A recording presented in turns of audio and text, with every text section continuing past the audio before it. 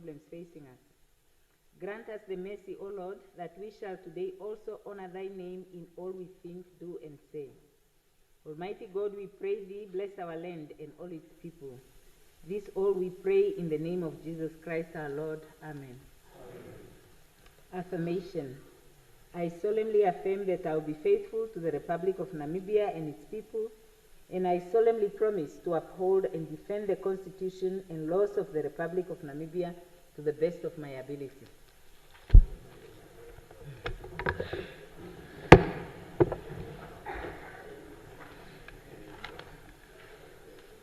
Honorable members, can we follow suit of the practice that we had for the past 2 days and agree to not go through all the routine of business so that we can go to the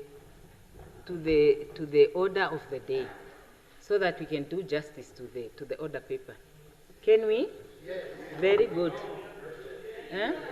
No, I was thinking that we can pass the questions today because it takes up a lot of time, so that we can try to finish the budget and the bills that are on the order paper.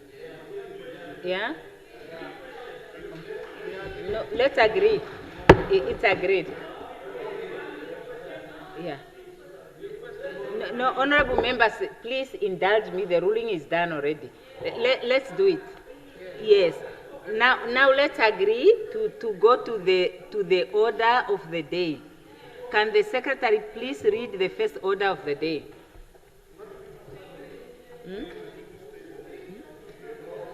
Is that? Yes, I'm thinking it's consensus. Are you opposed? Appropriation Amendment Bill. Does the Honorable Minister of Finance move that the Assembly now goes into committee?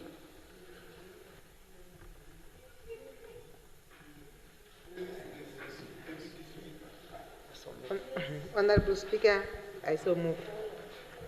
It is moved that I leave the chair. Any objection? Who seconds? Agreed to. I now call on the Deputy Chairperson of the whole House Committee to take the chair. No, she's there.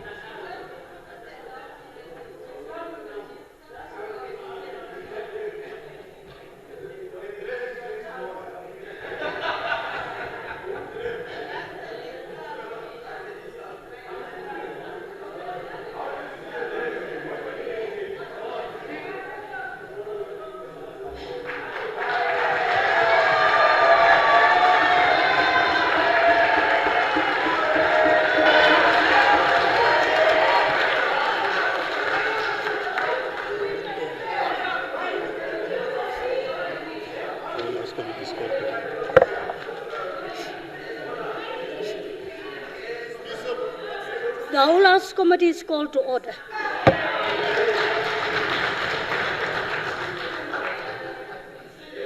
The whole House Committee has to consider the appropriation bill.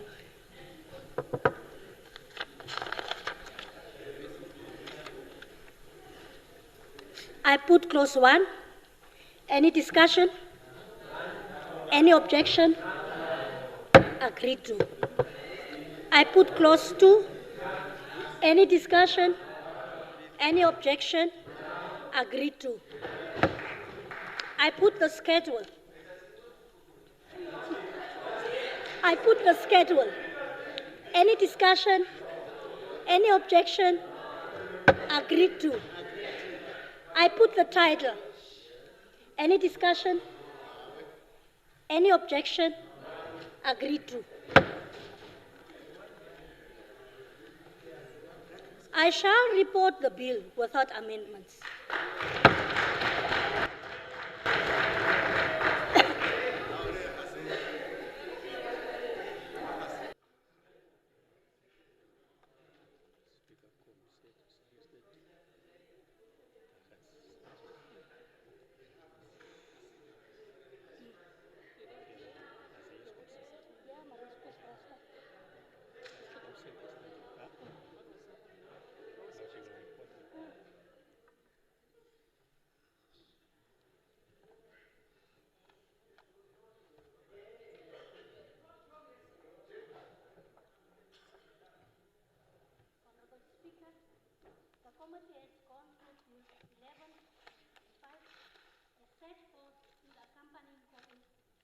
agree to it without amendments.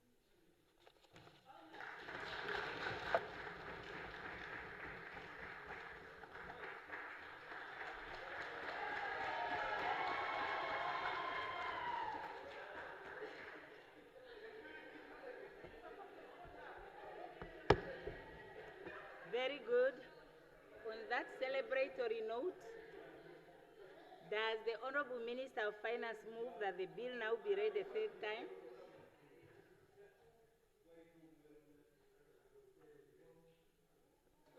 I so move, Honorable Speaker.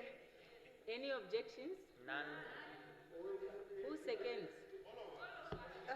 Agreed to. Does the Honorable Minister of Finance wish to reply? Just appreciate Just thank you. Just appreciate it.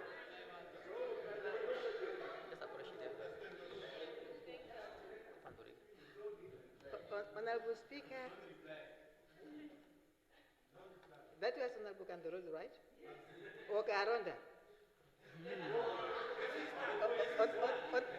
Honorable Speaker, I rise to really thank the members of this August House for contributions and support and the approval thereof of the 2025-2026 Appropriation Amendment Bill and the corresponding mid-year review documents. Thank you so much. I now put the question that the bill be now read a third time.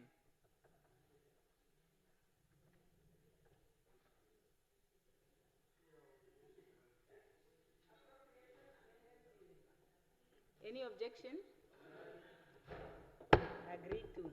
The Secretary will now read the bill a third time. No, okay, she was supposed to read the bill only now. Now the Secretary may read the bill the third time. Appropriation Amendment Bill. Okay. The Secretary will read the second order of the day. Resumption of debate on second reading, Mental Health Bill. When this Assembly adjourned on Thursday, the 30th of October, 2025, the question before the Assembly was a motion by the Honorable Minister of Health and Social Services that the bill be read a second time. Honorable Swartboy deferred the debate and he now has the floor. Honorable Swartboy is not here. Any further discussions? Yes, Honorable Kambala. I see that there is a list here. Honorable Mulunga is first on the list. So let him have the floor, please. Thank you very much, Honorable Speaker. I commend the Minister of Health and Social Services for tabling the 2025 Mental Health Bill, a transformative step towards right-based mental health care. But to truly protect the vulnerable, we must confront the silent crisis. Postnatal distress syndrome. The bill does not mention postnatal depression, mental health, or pregnancy-related mental condition, despite the prevalence and impact. This omission risks criminalizing women who are suffering and failing to prevent tragedies like baby dumping. Namibia continues to record a high rate of baby dumping, while poverty, absent fathers, lack of financial support, shame, and stigma play a role. Untreated postnatal depression is a critical overlooked driver. Mothers in mental distress often act out of depression, not malice. When a mother is imprisoned for dumping or killing her baby, we must ask, was she assessed for postnatal depression? No. Did she receive the care? No. Or was she punished for a condition she didn't understand or disclose? Namibia is a signatory to the UN Convention on the Rights of Persons with Disabilities. We must ensure that women with mental health conditions, including postnatal depression, losing a baby as a result of stillbirth or miscarriage, are treated with dignity and receive the right support to deal with such trauma. Let us not pass a bill that protects everyone except mothers. By naming maternal health into law, we validate their pain, prevent avoidable tragedies, and build a society that heals rather than harms. Continue. I therefore implore that we recognize postnatal depression as a diagnosable mental health condition. mandate screening during antenatal, postnatal care, and allow the diversion to treatment instead of incarceration for mothers diagnosed with postnatal depression. Furthermore, we need to ensure that psychiatric assessments are made mandatory for all maternal mental health offenses, especially in cases involving infants, are conducted by qualified psychiatrists with expertise in maternal health. The bill needs to introduce provisions for mental health diversion programs, allowing courts to refer mothers to treatment facilities or community-based care instead of prison, where appropriate. The bill should rather further mandate the creation of maternal health units within correctional facilities. These units should offer trauma-informed care, counseling, and rehabilitation tailored to mothers. I further propose that the training for law enforcement and judiciary should include the following: training police officers and magistrates on the recognition signs of postnatal depression, responding with empathy and referral rather than punishment, and avoiding traumatizing mothers during trial and arrest. These recommendations matter because they aim to prevent criminalizing mental illness, reducing reoffending and trauma, and further aligns Namibia's legal framework with global human rights standards, offering dignity and healing to mothers who are often victims of systematic negligence. Postnatal depression is not just another mental illness, it is a gender-specific, time-bound condition with unique social and mental implications. By naming it explicitly, we ensure visibility, targeted screening, and tailored interventions. Silence leads to negligence. Absolutely, we must uphold the law. We must also uphold justice. If a mother commits an act under the influence of untreated postnatal depression, the law must allow for psychiatric assessment and diversion care. Punishment without diagnosis is not justice.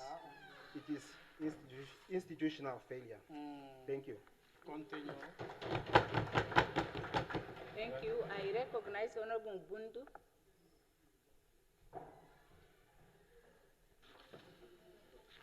Thank you very much, Honorable Speaker, for giving me the floor to contribute on the mental health bill.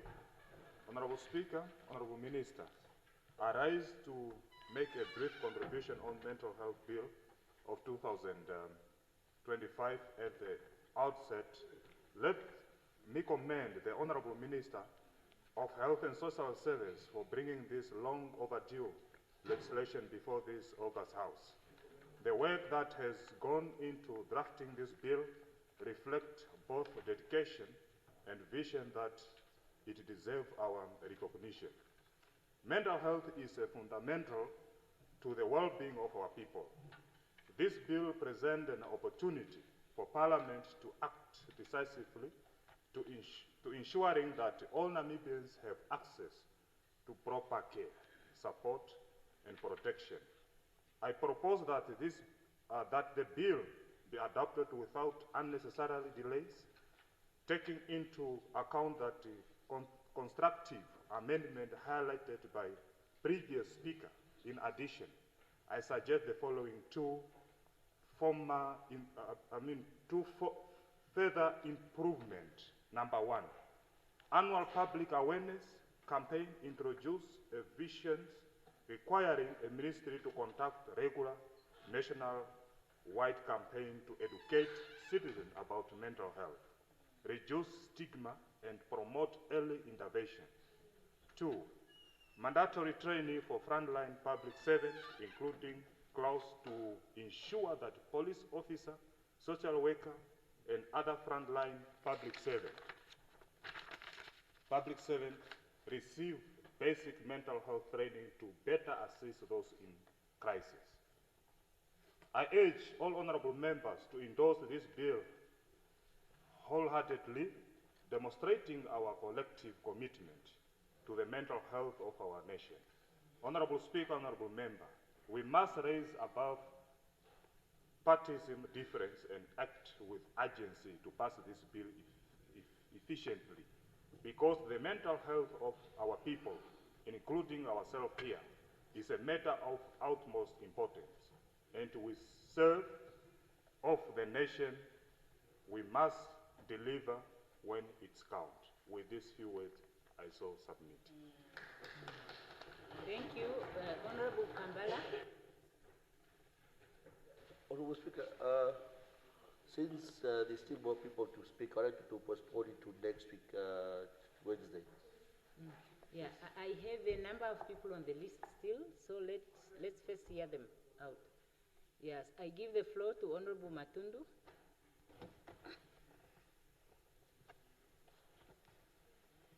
I hope I'll find my thing this time around. Honorable Speaker, honorable members, I rise to support the Mental Health Bill of 2025 as tabled by the Minister of Health and Social Services, Honorable Esperance Luvindau. I thank the Minister for tabling this important bill that will work in the best interest of our citizens, just as the Minister has said in her motivation that the bill is aimed at transforming mental health care and ensuring the dignity, rights, and the well-being of all Namibians. Honorable Speaker, honorable members, I'm well aware that the debate is at the second reading, but my intervention on the general debate will focus on Part 2, Article 68 of the bill. This is the article that is dealing with Namibian with mental health condition imprisoned in foreign country. Finding yourself on the wrong side of the law in a foreign country is devastating. Imagine when it happens to someone with mental health issues, definitely the stress level will be an issue. The honorable members of this august House have been very vocal when it comes to the performance of our missions abroad. They will always pose critical questions to the Minister of International Relations and Cooperation, then now Trade, which is of course are valid questions, because what they want to know is what comes out of our missions abroad when it comes to performance versus the budget allocated to the missions abroad. That question keeps on coming back every year during the budget debate. Honorable Speaker, honorable members, the point I want to make is that our embassies are seen to be doing little while they are doing a lot when it comes to our citizens abroad, because their safety is our concern. In the first place, we have requested our citizens to register themselves at the nearest Namibian embassies within their vicinity, and will continue to make that call so that the Namibian citizens abroad must register themselves at the nearest embassy around the globe. The request was made for the citizens to be known of where they live in case of emergencies. When crises arise in any foreign country, our first question as the headquarters to the embassy is how many Namibian citizens known to the embassy or those who have reached out or reported themselves to the embassy for help. Honorable Speaker, honorable members, at this juncture, Honorable Speaker, allow me to highlight some of the duties of an embassy when a citizen is arrested in a foreign country. When a citizen of this republic finds him or herself in trouble out there, the primary people to meet our citizens when arrested in a foreign country is our ambassadors, high commissioners, consul generals, and in a country where Namibia does not have an embassy, our honorary consuls can meet the citizen to offer support and inform the headquarters accordingly. with the following responsibilities. By visiting the detained citizen, an embassy can usually visit the arrested individual within 72 hours of being notified by the relevant authorities, depending on the distance where the citizen is detained or imprisoned and the location of the embassy. Notifying the family members and provide further information. The embassy staff members will contact the arrested citizen's family to inform them of the situation and share details as obtained by the relevant authorities. Advocating for fair treatment. This has been really a problem to Namibia. When a citizen is arrested out there, we wonder whether this person is receiving the same treatment in that specific prison where the person is detained. So the embassy will make sure that our citizens receive fair treatment according to the local legal system without being discriminated against or denied justice due to his or her nationality. During the visiting period, they check whether the citizen is also receiving medical care if needed and ensure that he or she is being treated fairly and humanly equally to the citizens of the country they are arrested or serving a sentence. They ensure access to legal counsel. While the embassy cannot pay for their legal fees, they can help connect the citizen with a local legal counsel and provide information on legal resources. They do monitor the case. The embassy will monitor the judicial process and provide updates to the family, reporting their visits and any other developments to the government. What is it that the embassy cannot do to the citizen? They cannot interfere with the legal process. It is crucial to understand that embassies cannot interfere with another country's judicial process or seek preferential treatment.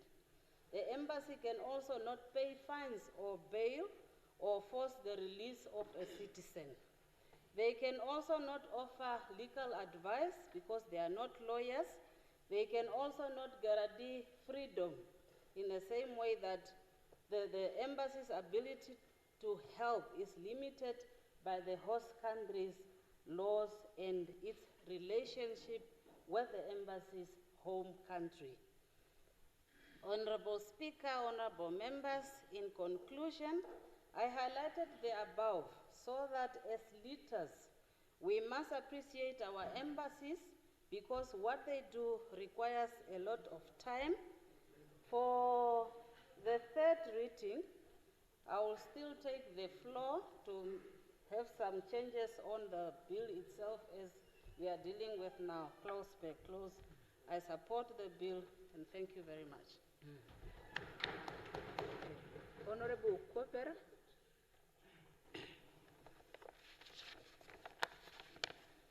Honorable Speaker, honorable members, I rise to contribute to the debate on the mental health bill, B8 of 2025. This bill is an important step in updating our legal framework for mental health, especially with the country experiencing high levels of suicide and mental health-linked deaths. However, for us to be effective, we need to ensure that we build a system that protects rights, ensures accountability, and treats people with dignity. The bill brings Namibia closer to international standards, especially the UN Convention on the Rights of Persons with Disabilities. It recognizes that mental health care must be based on respect, informed consent, and the least restrictive form of treatment. It also rightfully emphasizes community-based care and establishes review boards for oversight. These are major improvements over the old Mental Health Bill, Health Act 18 of 19 73. I was not even born. However, I would like to highlight a few issues and gaps that, if left unaddressed, could limit the bill's effectiveness and weaken the protection of patients' rights. Honorable Speaker, honorable members, the creation of mental health review boards is a big positive, but their independence needs strengthening. Under Section 29(2), the Minister has the sole appointing authority for these boards. This can create potential biasness and misuse of power due to centralization. Therefore, we need to recommend and include that the appointment be done in consultation with the Health Council of Namibia, ensuring public accountability rather than inclusive ministerial discretion. Honorable Speaker, honorable members, the bills introduce licensing for community-based mental health facilities, which is a progress.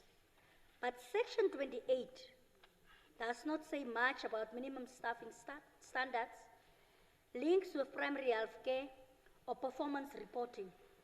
We risk creating a network of under-resourced centers with no accountability and risking a situation where we have facilities that are rent-seeking other than provision of proper health care services. Therefore, we need proper enforcement and licensing requirements. Furthermore, Honorable Speaker, one of the more concerning provisions is found in Section 27, which allows police to apprehend or keep a person with mental illness for up to 72 hours. Keeping individuals in police cells for such a long time instead of a health-based setting is inconsistent with modern human rights principles. These persons require medical attention. Therefore, the police involvement should be limited to escorting these persons on designated facilities under medical supervision. Therefore, we need to review the timelines to at least 12 to 24 hours to ensure proper handling and care. As I conclude, Honorable Speaker, honorable members, the bill before us lays a strong foundation to deal with mental health issues, especially in an era of uncertainties. And therefore, I support it from the bottom of my heart, and I so submit. Thank you. Honorable Aupindi. Thank you, Madam Speaker, and I thank the Minister for a very interesting bill, but definitely not perfect, and there's a lot of room for improvement. But I'm sure as you go on, as these issues are coming up, you can be able to bring us an amendment bill. But I would say that mental health is serious. This form of emotions, psychological and social well-being that affect how you think, feel, and act, and how you cope with life's stress, comes from a variety of conditions arising from many other issues that were already cited by many honorable members here, and I'm not going to repeat them.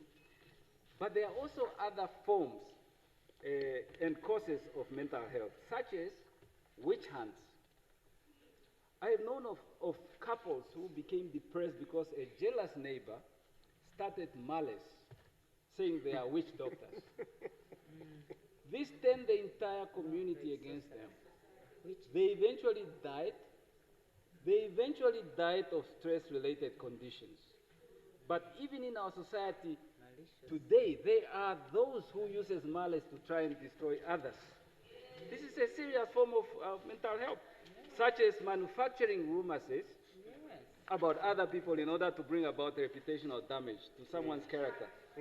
These all lead to mental health, I'm telling the truth. Globally, Madam Speaker, statistically speaking, shows that male statistics are higher when it comes to suicide, but also that women face harm at the expense of men. 1 in 4 women are not even safe in their own home due to male violence. For them, the threat of these crimes continue behind closed doors. Male violence is in fact the leading cause of tragic death for women worldwide, above road accidents and above war. This is by Amnesty International. 1 in 2 women are sexually harassed at work, again, according to Amnesty International. And for those of us parents with girl children, the reality is that 1 in 3 girls will be sexually assaulted before their 16th birthday. These are statistics by Amnesty International. And the whole process is now even moved on to boys. Black women face a double-edged knife because of being women and because of being black. Economic structure is brutally curving against women. The environment in which women are sometimes working is very violent, even in a perfect world. So a greater part of the world, including Namibia today, somehow still view women as not so equal. That all men somehow are created equal, but some are more equal than others. But perhaps what is shocking is that women are sometimes their own worst enemies. Sometimes. As a former CEO, I can testify that I've observed that women are more likely to be unhappy when another woman succeeds, or even talk down on them. But perhaps what is sad is that around the world, 1 woman dies every 90 seconds in pregnancy and childbirth. That's more than 350,000 women every year. The vast majority of these deaths are not merely due to a lack of proper health care system, but also due to an unhealthy mental state. But what is eating the bean, honorable member, is actually inside the bean itself.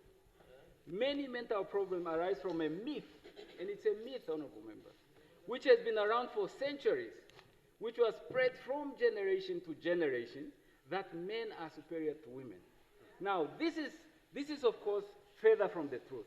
But what this myth has done is help in building and consolidating what they call a men's world. And a men's world, honorable members, can refer to the idiom describing a male-dominated society. This concept is also linked to societal expectation, placing men such as being the primary provider, which can lead to pressure and a feeling of inadequacy if not met. For example, I can tell you, women has been turned, the woman as a crafted human being by God has been turned into the #1 ultimate male champion. Empowerment from a historical perspective. For example, a mother will go out shopping for her baby girl, buys clothes that are associated with pink, which actually signifies emotional being, softness. Buys and buy utensils, dolls, pots, cutlery, to actually justify and encourage her girls to help out in the kitchen. This over time psychological effect crafts the psychological effect that women are actually in service for who? It's for men. This is how you start crafting psychological effect. And at the same time, the same mother goes out and buys for her male child toys that are cars, guns, helicopters, affirming that you are in government, you are in charge, you are in superiority, you are in engineering. These psychological myths have been around for centuries, and they are creating one of the centerpieces of what is wrong in our society today. And again, some men believe that, and this is at the crack of one of the matters. Some men believe that when a woman is appointed in a position of power, like a CEO or in a board, then that woman is actually empowered. However, a woman in a position of power works for the agenda of shareholders and not for women empowerment. And it's not enough to just appoint women in position of power if the agenda remains the same. So empowering women are sometimes also, like those women who are empowered are sometimes also scared because the agenda is for maximizing shareholders' return on investment. They are scared, and I'm speaking as a captain of industry, and they are scared to also somehow empower others because they don't want to spoil it for themselves. The economic society is skewed. So, and this double standard, in my conclusion, creates a myth somehow that when you craft a project like such as a water tap in the community, that is somehow empowering women. While as when you are having a government tender or a project, that is for women. These are systems that we need to deconstruct in our society if we have to win the war on mental health. So the issue, Madam Speaker, lastly, the issue of mental health must be looked at not only from an emotional and a psychological effect, but also must be looked at from a strategic point of view, because it is within the strategy where things go wrong. It is structural, and therefore societal cure can only totally happen from a point of view of deconstructing certain structures within the society and within the mind, including hereditary patterns, cultural setting, in order to create a positive mind which is actually in alignment with its own infinite nature. And I support the bill, and I thank you very much. Thank you. Honorable Siwa.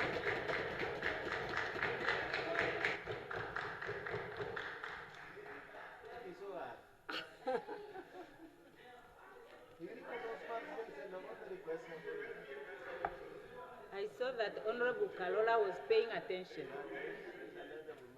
Yes, now Honorable Kachingi Siwa Yes, has the floor. Honorable Speaker, honorable members, can we give attention here? Yes. Please.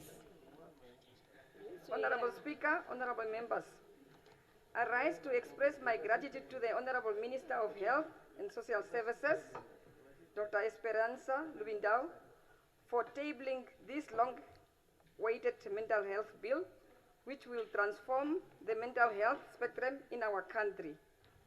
From the onset, allow me to reiterate a fundamental World Health Organization definition, which enhancing the understanding of the health in a nutshell, and I quote, "Health is a state of complete physical, mental, and social well-being, and not merely the absence of disease or infirmity." Therefore, honorable members and the nation out there, take note that there will never be health without mental health, as our mental health is important, as our physical health. Yes. Honorable members, honorable Speaker, She's right. this bill is replacing a very outdated Inhuman Act, the Mental Health Act number 18 of 1973, which we inherited from the apartheid South Africa. Just imagine, since 1994, South Africa repealed that law and had second amendment to their Reform Mental Health Act. This is the quest of defining, aligning, and improving on the understanding that mental illness is not any longer than insane, isolated, and shame we know. The reality is that it affects all of us without discrimination. The latest statistics says it that in every 4 people, one will suffer from mental disorder. Imagine that in this August House, out of 104 members, 26 or more could experience mild, severe mental conditions. Oh, Yes, that is the research. This bill is addressing important issues of relevance to any country in the 21st century, and it is conformity with various international legal instruments to which Namibia a signatory. I, however, would like to discuss a very pertinent aspect which is being debated heavily in social media since the introduction of this bill by the Honorable Minister. The issue mental health in the workplace has a bigger misinterpretation, as many are looking to the extreme of mental issue, but not to the reality of our daily life. The ILO is explaining the importance of employment of people with mental illness as follows, and I quote, that people with mental illness should be employed because work can be protective factor for mental health, providing income, a sense of purpose, a social connection, which can promote recovery. Employment is linked to improve self-esteem and social functioning, and keeping people in the workplace avoids long-term unemployed and associated discouragement. Additionally, safe and healthy work environments can improve productivity and the right to work as a fundamental right. Giving a footnote to this important statement of the ILO, the fact that we live in the fast-changing modern working life that places pressing demands in the both scientific and technological advances in the workplace. Unfortunately, the number of people who are employed having any mental condition or those who lost their job due mental illness are not known in many development countries. This is because they are not able to document an era of research or work-related stress, and the fact that employees are increasingly familiar with conditions and how to manage this. Honorable Speaker, honorable members, there are a number of international external factors that increase work-related stress, such as job insecurity, cultural aspects defining perceived relations, low remunerations, long working hours, and lack or no coverage of occupational insurance. In a study conducted to determine the relationship between work-related stress and the presence of symptoms of mental disorders among police officers in Italy revealed that depression, anxiety, and burnout were observed. Developing chronic fatigue secondary to chronic stress at the workplace is among the main risk factors for developing anxiety, depression, and substance abuse. This law will be essential to address the workplace discrimination and stigma against people with mental illness. People with mental health problems reporting being turned down for a job, and many of them decide to look for work because they anticipate a level of discrimination. If they get employment, workplace attitudes toward mental illness make a big difference for their integration and productivity at work. Thus, the World Health Organization of 2002 recommends that workplace mental health policies should be in place. The workplace can be a better place where employees with mental disorders can be productive members of a team only if mental health and well-being in the workplace take center stage. Access to care needs to be devised caring system with support from within the workplace to accelerate the reduction of stigma and discrimination against those with mental illness. The organizational personal resilience combined with comprehensive mental health policies and plans have great potential and great better workplace for people with mental illness. Honorable members, honorable Speaker, in conclusion, the concern being raised that these employees with B might be harmful to others at the workplace is being addressed like any with other illness. You can't take a burden employee to work the same way you can't take an employee with a mental breakdown episode to work. I have a testimony of productive, able-bodied Namibian with mental illness for decades who are contributing positively to the development of our country. So, with this, I support the bill. Yes. I think it's break time now. We have like 2 minutes to break time. So I think we can rise now and come back at 16 hours.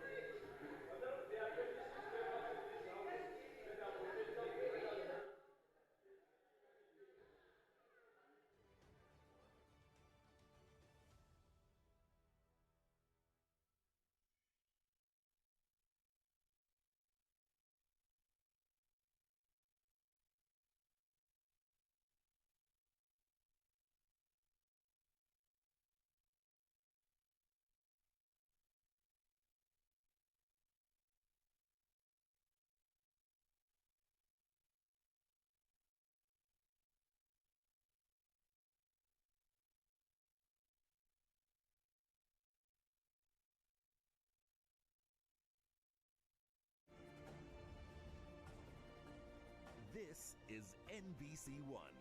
It's ours.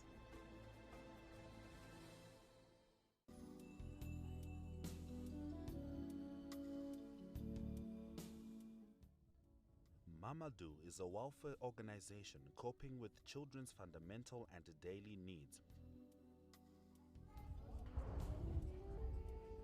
It is situated in the Ochomise area in Windhoek and was formed in 2008 with the aim of improving children's present living conditions and their future lives.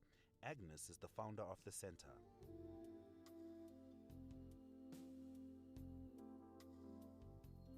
The basic idea is to help our orphans and vulnerable children, giving them the possibility to stay in their families, and we are taking over, well, Mamadou is taking over all the costs of the child, like clothing, feeding, health programs, dentists, glasses, schools, school uniform, transport to school, so that this child doesn't have any cost anymore for the family. But in the evening, the child still goes home and has all the benefits of a family life. Even if there's no father and no mother left, it doesn't mean that there's no family left. There's always a grandmother or an aunt or a bigger sister which can give care and love to that child. And if the child goes home in the evening, it doesn't lose that. All the children which are here in the afternoon, they attended pre-primary school already here at Mamadou, and they are referred to us from a social worker which is staying close by. So all those children are referred from social workers, yes.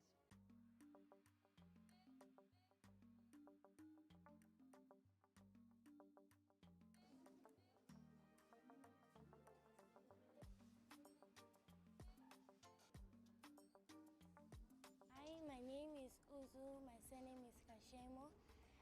Actually, when I joined Mamadou, I was in kindergarten.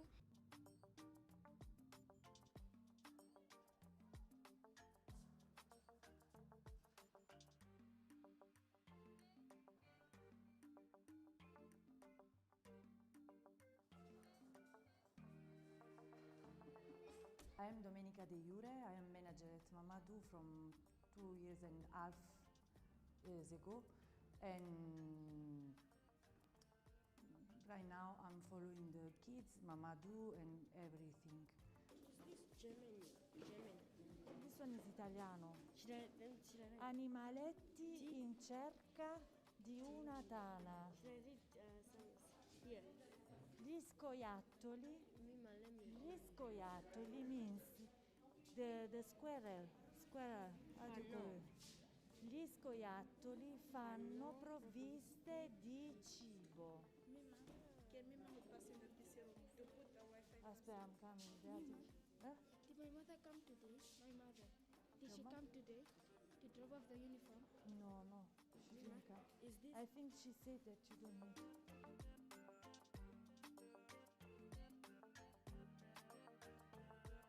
Albrecht was in charge. She's the founder of Mamadou. Till the end of 2018, she was still here, and she was following also everything about donation, about the kids, about the school, everything to help the kids to grow up and study, to get good education, hygiene for every day, good nutrition, because the nutritional is important for the kids, because as we know, at home someone doesn't have food, so it's important that Mamadou was giving them every thing about good nutrition.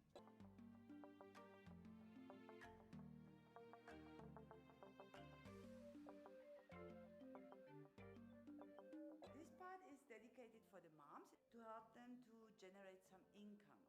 So we teach them to prepare nice objects like these baskets or these bags out of recycled material.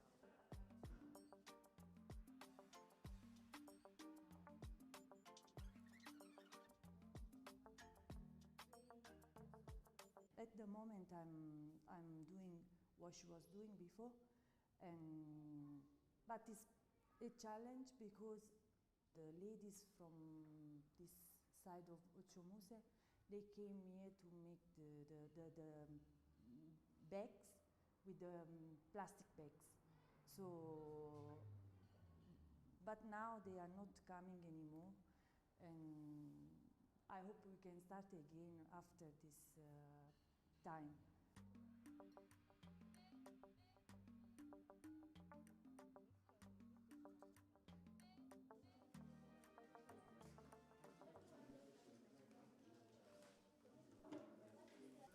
If A is like -3, so like he said, we should do it again next year. If, like, imagine now, you can choose any number, that's what he said, like A. 6 years ago, just we changed this year the teacher, also the teacher for the afternoon class changed.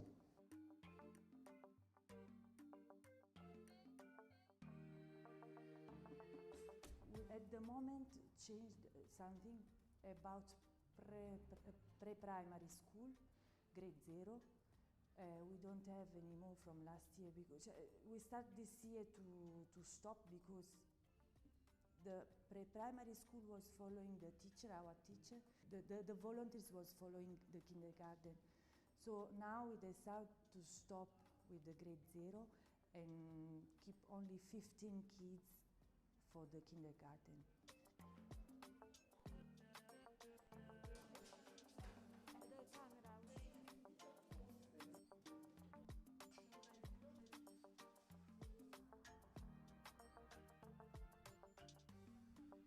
We changed the kitchen from old kitchen to the other kitchen with dining room, so the kids have space to eat, and we also make big birthday party sometime.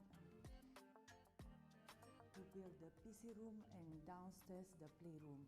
With the PC room, they can use the Wi-Fi, and we also have many laptops, so they can study, they can do everything in the laptop. About schools, they cannot use for anything else.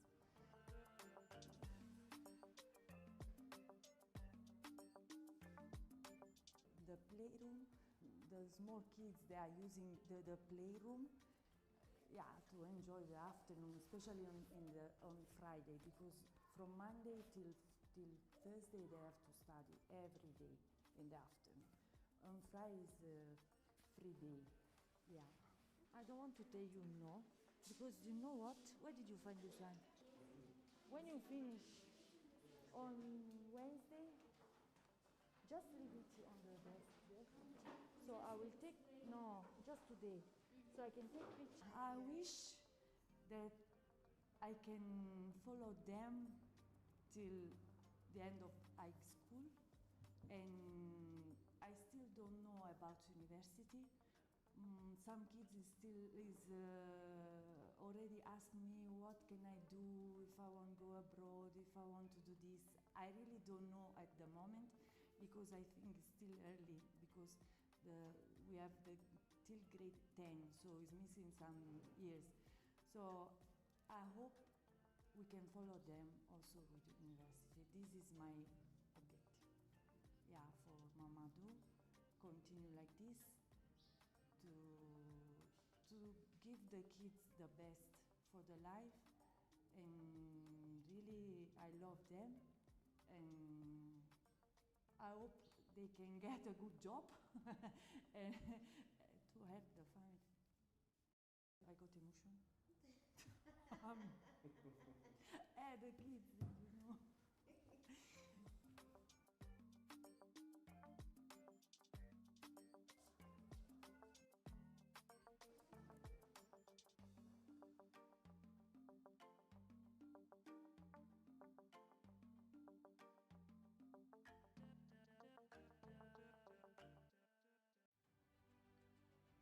Namibia and China share long-standing ties built on historical support for Namibia's independence and expanding economic, trade, and strategic cooperation.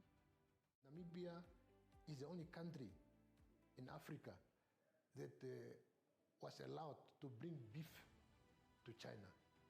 After having established diplomatic ties in 1990, the relationship is now a comprehensive strategic cooperative partnership marked by significant bilateral trade, with China being Namibia's second largest trading partner. Whosoever mine remains China's single largest investment in Africa. We journeyed across the country to explore the mutual strategic partnership between the two countries. Join us on Thursday at 1900 hours as we bring you stories of mutually beneficial cooperation between Namibia and China. I slammed on my brakes, my car jerked, and I proceeded to go into the parking spot. One driver doesn't believe another. This man comes running out, pestering at me, screaming at me, saying I hit his car. I go, sir, I did not hit your car. The plaintiff has a video. So you hit his car. No, I did not hit his car. Okay, let's watch it again. I want you to walk right up there. Snooping around the apartment, and they found an envelope full of cash. Yes, ma'am. And that, I assume, was the cash for the rent. Judge Judy. He called you and said, I need to borrow some money. They're going to shut my gas off. Can you pay my rent? Can you pay my water bill? Can you pay my phone bill? She was coming every week to get money. Judge Judy.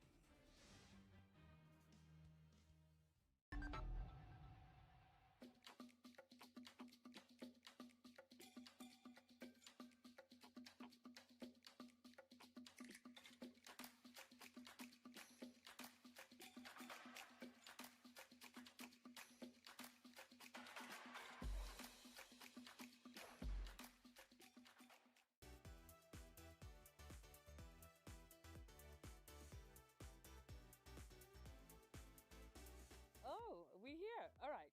So the What I Wear segment is a segment geared to teaching us how it is that we can pair those amazing pieces that we have that we don't know how to style. It's winter time. It's time to layer. Let's get to find out how it is that we can best do it.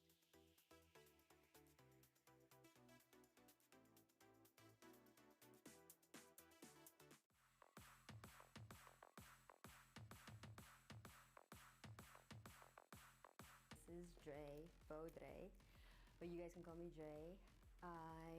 You guys have probably seen me on Fashion Week, a few photo shoots here and there, so I do model, and today I'm going to show you guys what I would wear during the summertime.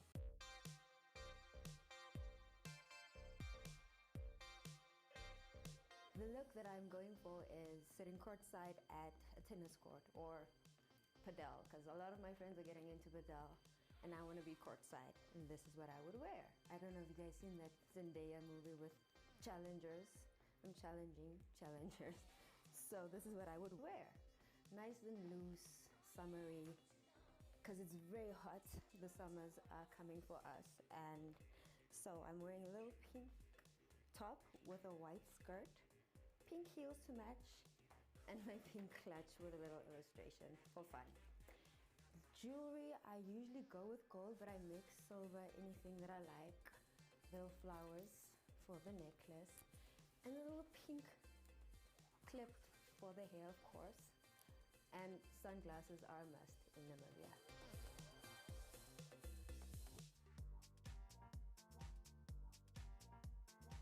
Hi again. So this is look number 3, guys, for a night out with your girlfriends.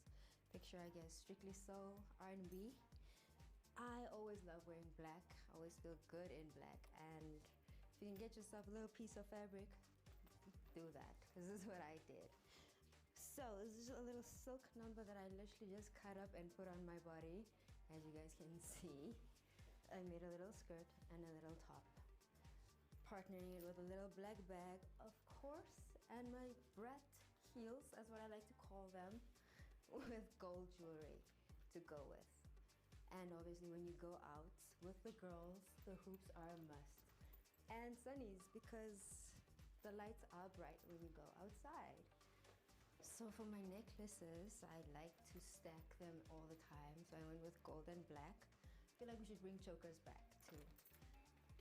And the rings, all gold, of course. Bangles too. Bring bangles back too, guys. bring extravagance back.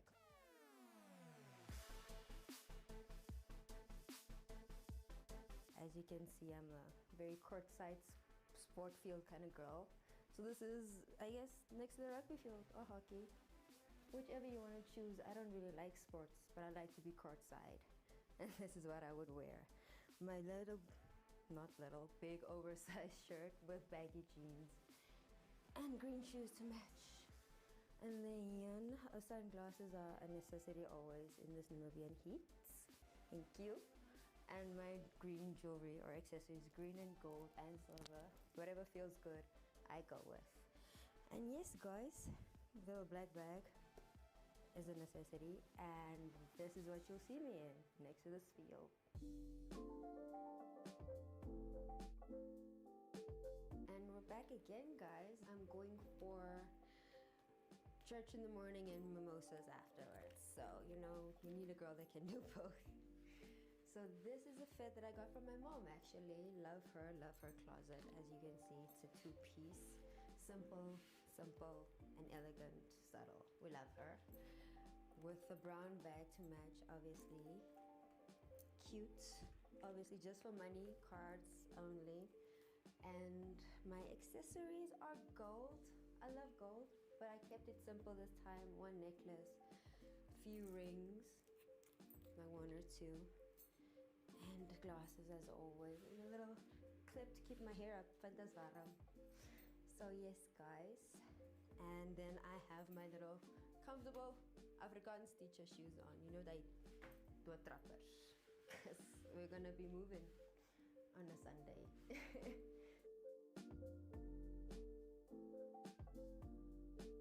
This was what I would wear in summertime. Hope you guys like what you see. Again, I'm Vodre, but you can call me Dre.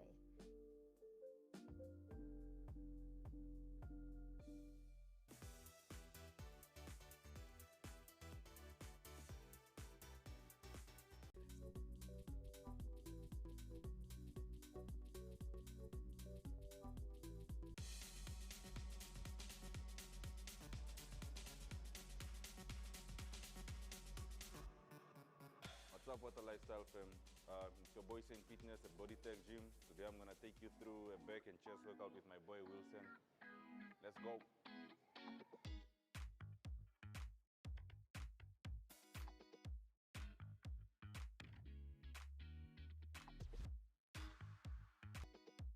Usually I start my workout with some sort of warm-up. Today I'll just do about 2 to 3 minutes skipping rope just to get the body warm, and then we'll take it from there.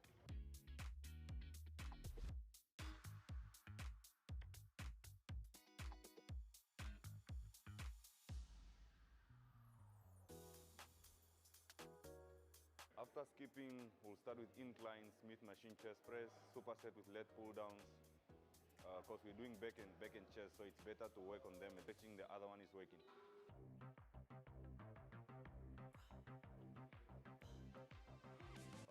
Our first workout for today will be a leg pull down, which is a back movement. Just warm up the legs and the upper back. So we'll be doing about 4 sets of 12 to 15 reps.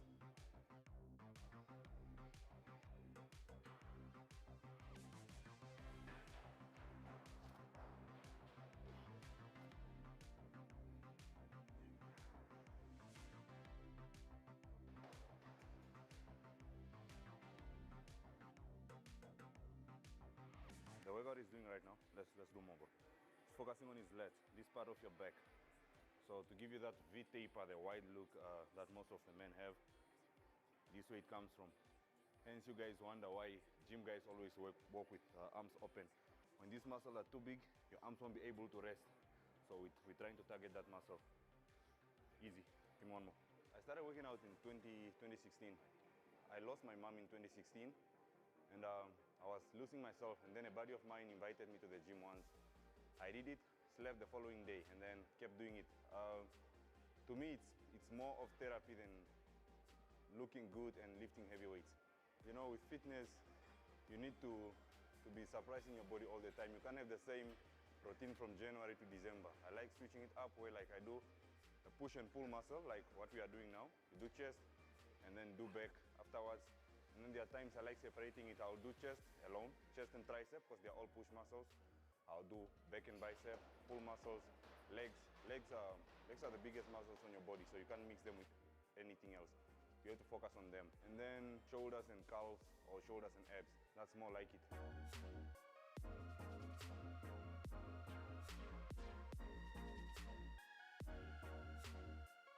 Same fitness here, personal trainer at Bodytech Gym. I took you guys through my back and chest workout. Till next time. Cheers.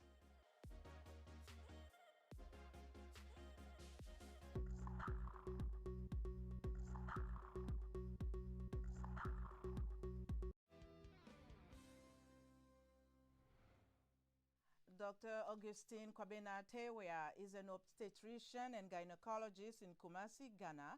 He shares some insight on endometriosis. Endometriosis is a condition that simply means the presence of endometrial tissue outside the endometrial cavity. Now, if you take the womb or the uterus of a woman, it has 3 layers. We have the outside layer, what you call perimetrium. We have the middle layer, which we call myometrium, and we have the inner layer, which we call endometrium. So endometrium is supposed to be inside the inner layer of the uterus. So once you have tissues of the endometrium outside the endometrial cavity, that's what results in endometriosis. So in simple terms, endometriosis is the presence of endometrial tissue outside the endometrial cavity. Endometriosis has been known for years. However, there's no a single cause of endometriosis, but certain factors have been associated with endometriosis that led to the development and the progression of the disease. Some of the factors include a genetic factor, means that it's known to run through families, a first-degree relative, a mother, a daughter, and a sister is known to run through. And then environmental factors, it's known that air pollution, pollution of water, and it can also occur because of a complication from surgery. Now, endometriosis essentially presents with heavy menses, heavy menstruation, it presents with pain, it can also present with infertility. So in terms of reproductive health, it's a huge burden. There are treatments, but the treatment is tailored to the wish of the patient. The treatment may be medical, may be surgical, may be a combination of the two. So, for example, all that we do is to stop the production of the human estrogen.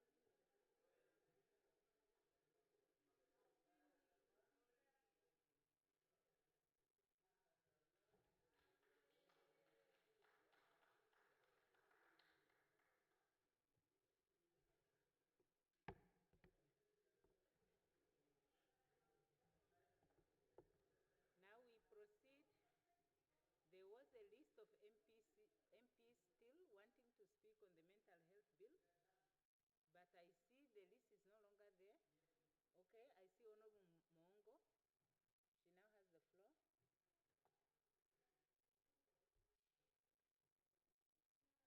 Honorable Mongo. She now has the floor. Madam Speaker, I have made my contribution. I rise to postpone to next week, Tuesday, on behalf of Honorable George Kambala. Okay, I see there are still 2 MPs on the list. Okay, let's first hear them. Point of privilege. Okay, Honorable Amte.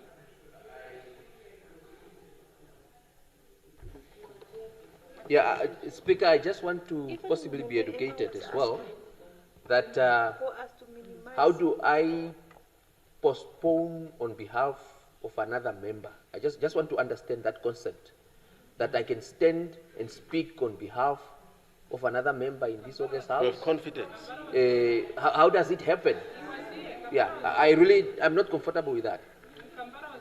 Who's Campbell? Oh, what are we discussing now? Thank you, Honorable Member. Are we not on the same thing? Okay, maybe let me postpone my ruling on that one until we have heard from the two members that are on the list. Yeah, no, that one, there is no ruling on it while the two honorable members are on the floor. Okay.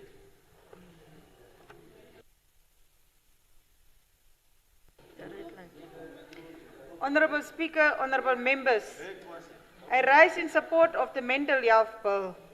I express my full support for the Mental Health Bill, which seeks to reform, modernize, and strengthen Namibia's mental health legal framework in order to ensure accessible, equitable, and right-based mental health care for all Namibians. The existing Mental Health Act number 18 of 1973, is outdated and no longer aligned with Namibia's constitutional and international human rights obligation. Bill 8 of 2025 introduces a comprehensive and modern approach to mental health governance, policy implementation, and patient protection. This bill recognizes that mental health is a critical component of public health and social well-being, and that reform is necessary to end stigma and promote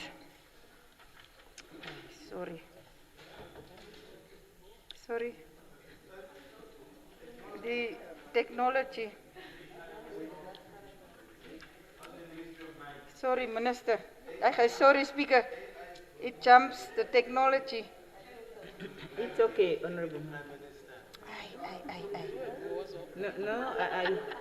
We shouldn't be frightened. Okay, the bill recognizes that mental health is a critical component of public health and social well-being, and that reform is necessary to end stigma and promote community-based care. I particularly support the following provisions contained in the bill. Section 3, the establishment of a National Mental Health Directorate to oversee and coordinate a mental health service in the country. The protection of rights, dignity, and privacy of all persons receiving mental health care, ensuring their freedom from discrimination and inhuman treatment. The provision for voluntarily and assisted admission into mental health facilities subject to informed consent and oversight. The regulation of involuntarily admission and treatment, providing strong safeguard, independent review, and time-bound authorization to prevent abuse.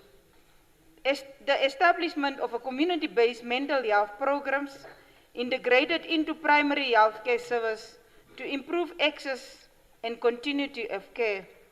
The creation of a mental health review board to handle complaints, protect patient rights, and ensure compliance with the Act. The duties of the Minister to promote mental health awareness, prevention, and education across the sector. I only mentioned the first section, but I decided to skip the sections. The reason of my support for this bill is the mental health challenges affects families, workplaces, schools, and communities across Namibia, cutting across age, gender, and social class. Reforming the legal framework through the Bill 8 of 2025 ensures that Namibia upholds the principle of dignity, equality, and non-discrimination enshrined in our Constitution. The bill brings Namibia into alignment with international standards such as the UN Convention on the Rights of Persons with Disabilities and the World Health Organization Comprehensive Mental Health Action Plan 2023 to 2030. The effective mental health legislation will strengthen service delivery, resource allocation, and workforce development, leading to a healthier, more productive society. In conclusion, I therefore move that this Honourable House adopts and support the bill, which is the Mental Health Bill, and that the relevant standing committee expedite its deliberations, conduct nationwide consultations, and report back to Parliament with recommendations for its prompt enactment. And I thank you. Thank you. I recognize Honorable Nanyeni.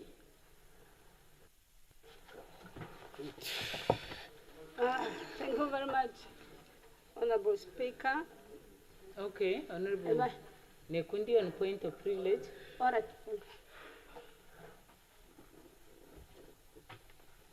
Comrade Speaker, just seeking your indulgence, I have been observing that this very important bill, everybody who took the floor are saying is very important, very urgent, situation of dire situation, and hearing what everybody is saying, members here, it seems that we really want to see these things being rolled out in actual law.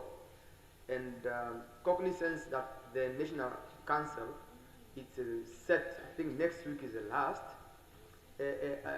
can we possibly come to a concurrence, seeking through you, Mr. Speaker, that we, unless there's a divergent view to what is in here, that we possibly move to the committee stage, if everybody agrees to that, so that this bill that we are all saying is important, and there's no divergent view, we put it through quickly and it goes to the National Council before they close, and they become a law, because otherwise we must wait for next year, March, somewhere there. So just the indulgence, if it's acceptable. But I don't want to disturb the flow of the House, Mr. Speaker. Are we 49? Honorable Member, I think it is possible that the members can consult and agree to deal with an item that is on the order paper. The unfortunate situation that we have seen is that we actually do not use that platform. We only come here and we attack one another, but we can, through the chief whips, consult. And then we make it possible for the order paper to be arranged in such a way that we go through the different stages of the bill as prescribed under the rules. So yes, that is possible, but the presiding officer cannot just impose it on the House. So if there is that view, let the honorable members consult amongst themselves. That would then mean any deferment would have to be to a date that is not, later than what would be agreed. Should be the date by which we should finalize the bill. Okay. Yes, then we proceed. The Honorable Nanyeni had the floor. Honorable Speaker, I concur with Honorable Nekundi, so I will withdraw my contribution. Thank you.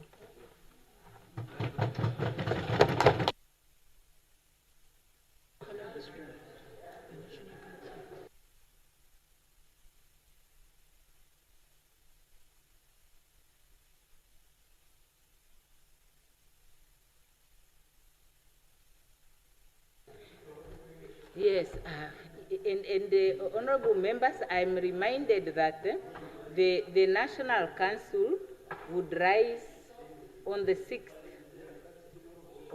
on the 6th of November, and we just barely made it to have the appropriation bill tabled. But I think the point is still relevant as a principle to say that we don't have to keep things here for longer than we need to. Yeah. So if no one is really proposing a change, a significant change from what is being proposed, we can expedite the finalization of the debates on issues. Okay. So now I have Honorable April. You can just support. Do you have anything different? You must support it. Thank you, Madam Speaker. I actually am definitely supporting the bill. But I need to contribute definitely also below 5 minutes, because I'm just standing with a small paper in front of me. I think if we talk about mental health, Madam Speaker, it comes with cultural and traditional beliefs and belief systems. What we are made to believe when we are young and how we are raised is also an area where mental health issues could already be positioned, for the lack of a better English word. And therefore my take would be that addressing mental health on the level that we discuss now is not sufficient in my view. Somehow somewhere through a relevant committee, we need to engage those that are responsible for the traditional cultural systems and belief systems to be engaged so they can also add their voice towards this very important debate.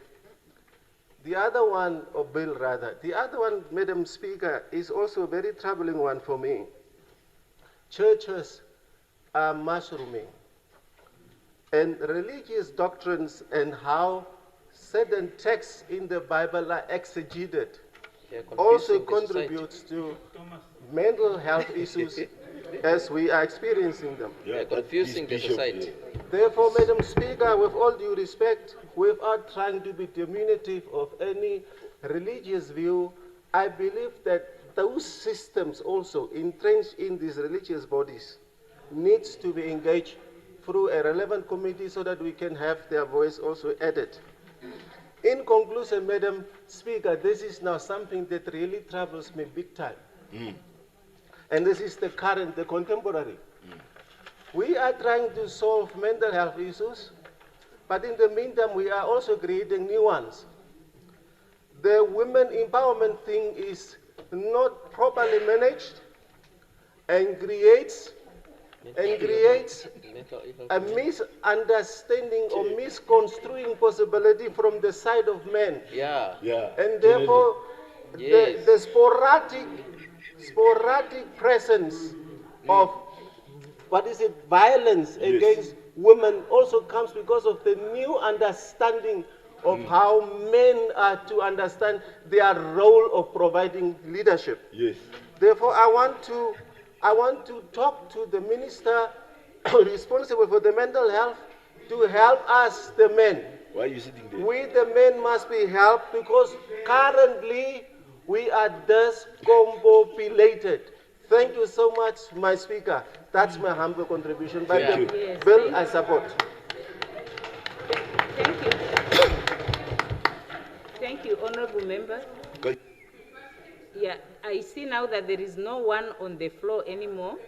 There was a ruling that was pending, but what is important, maybe before we deal with the ruling, is to say that when there is a motion moved to defer discussion on an item that is on the order paper, a confirmation has to be made whether that is agreeable with everyone in the House, including the member who moved the motion, in this specific case being the minister responsible for health. That is one. Number two, I have observed that on a number of issues, we have made rulings on the basis of practice. There are a number of issues for which there is no prescription, like it's not directly provided for under the rules, but as a matter of practice, we have allowed that. So on the basis of that practice, we have allowed members to put questions on behalf of other members or to not put questions, so that even when the minister is available to answer, the question is not put, but the other member is not in the House, and we have continued that way. So maybe what we need to do is to hear from the minister whether she agrees that the debate is deferred until next week, Tuesday, hoping also that when we come on Tuesday, we try to conclude. Because what we have to note is that so far we have only passed the appropriation bill and the midterm review of the bill. And when items are brought to this House, there is anticipation in the public that issues that are of interest to them would be dealt with conclusively. So I also, Honorable Minister.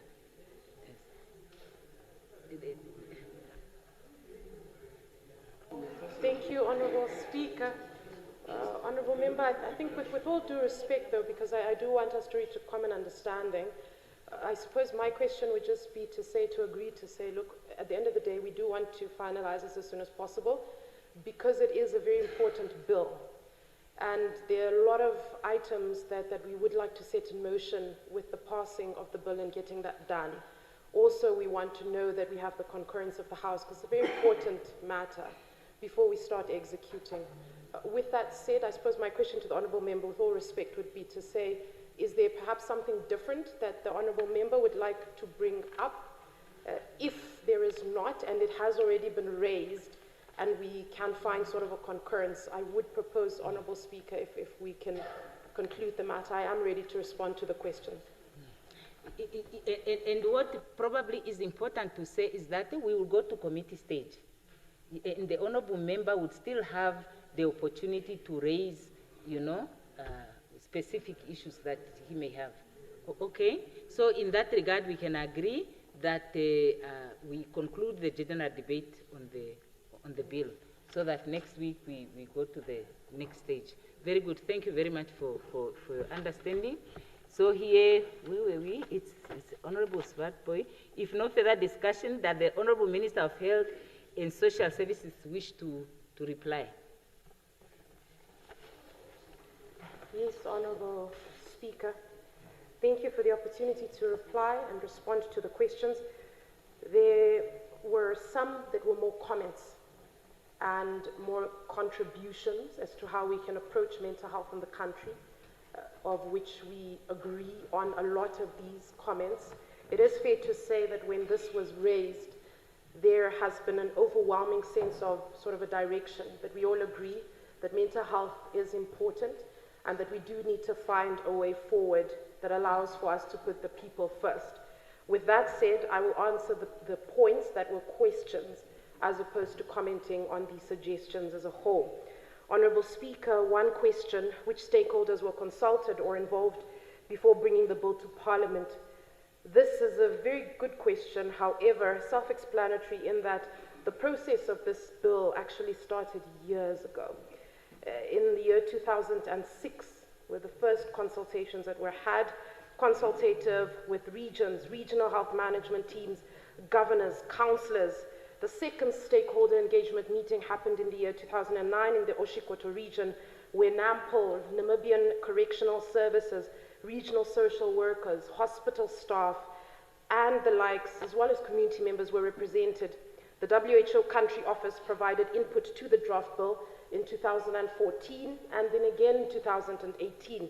A third consultative session, which was a two-day stakeholders session with all line ministries, including patients, families, church leaders, was conducted in November 2018.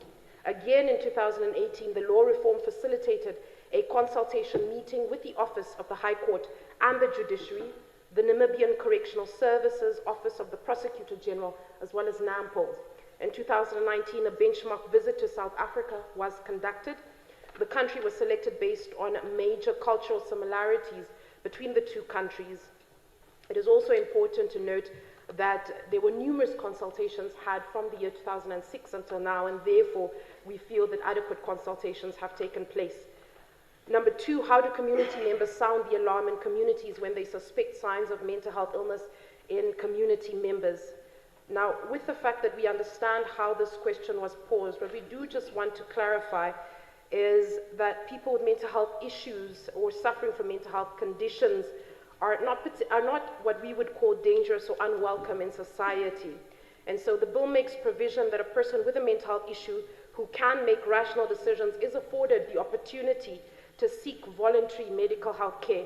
If the person does not have the ability to make rational decisions, that is where then the bill makes provisions and allows that if a person poses a danger to him or herself or others and their property, that the person can be admitted for involuntary mental health care. Example, a family member, social worker, or other persons in relationship with the person can apply to a designated mental health care facility or hospital to ensure that the person is admitted to a health care facility. According to Section 75(1), a mental health practitioner, family member of a patient, affected party, or member of the public may request assistance from the Namibian Police Force if a patient is aggressive or unmanageable in that sense. Then a question regarding, does the bill make provision for age-appropriate housing of patients? There was a 16-year-old who lost their life in northern Namibia after being housed with an older patient with a mental health illness who murdered him. Does the bill make provision to place teenagers with other teenagers and the likes? Yes, there is a provision or provisions that compel the superintendent of a designated mental health facility to ensure age-appropriate ward and categorization. Age group means an age grouping in the following categories: A, younger than 6, B, older than 6 years but younger than 12, C, older than 12 years but younger than 18 years, or D, 18 years and older. Furthermore, subsection 6 provides patients in the same age group must be housed in the same wards or areas within a mental health facility and receive mental health care appropriate for their age group. The next question, Honourable Speaker. A person cannot handle someone of the opposite gender, presumably due to the possibility of sexual assault. What happens in the case of men that are interested in other men or women interested in other women, where there is still a possibility of sexual assault despite being of the same gender?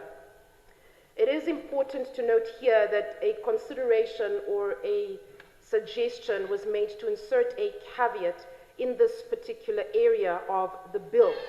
A person employed in a health facility, including a community-based mental health care facility, may not subject to subjection take personal custody of any patient of the opposite gender or to personally restrain such patient except under the continual supervision of a person of the same gender as the patient and on the instructions of the head of that facility. This is the normal operating procedure to preserve the dignity of patients. It is also found in certain law enforcement rules. This section does not specifically deal with sexual assault and is intended for the reason as aforesaid.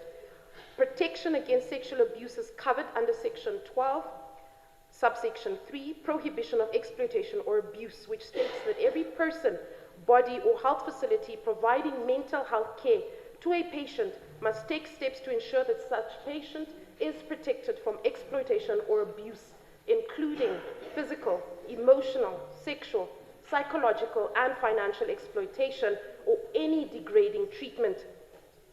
It is important to note at this particular point that every person, body, or health facility providing mental health care to a patient must take steps to ensure that such patient is protected from exploitation, as I've mentioned. Furthermore, the Act, once enacted, must be read and interpreted together with the Constitution and relevant laws which prohibit gender-based violence and the combating of rape. However, it is important to note that the Honourable Member's suggestions regarding possible contributions and inserting a caveat has been noted and will be discussed further at committee stage. Next question, section 11 states that one cannot discriminate for employment based on mental health illness of an individual. This can be used to state that even people with severe mental health illness who are unable to work effectively should still be employed. Now, on this particular point, I will answer the question, but I also just wish to state, similarly as the previous question, considerations have been made to further discuss as committee stage. Now, it is important to note that ultimately, the definition provides a lot of room for misinterpretation. Since persons with severe mental health illness who cannot make informed decisions about themselves and others will have been admitted for involuntary or assisted mental health care, persons with mental health illness who are adherent to treatment and whose illness is controlled on treatment can still be employed based on the recommendation of the assessor. Now, these assessments can be made in respect of occupational health, disability, ill assessments, as well as medical boarding when necessary, as well as resigning based on work fitness. Now, with respect to the caveat proposed by the Honourable Member, as I stated, this has been considered, but perhaps will be discussed further in committee stage because of those differences in interpretation.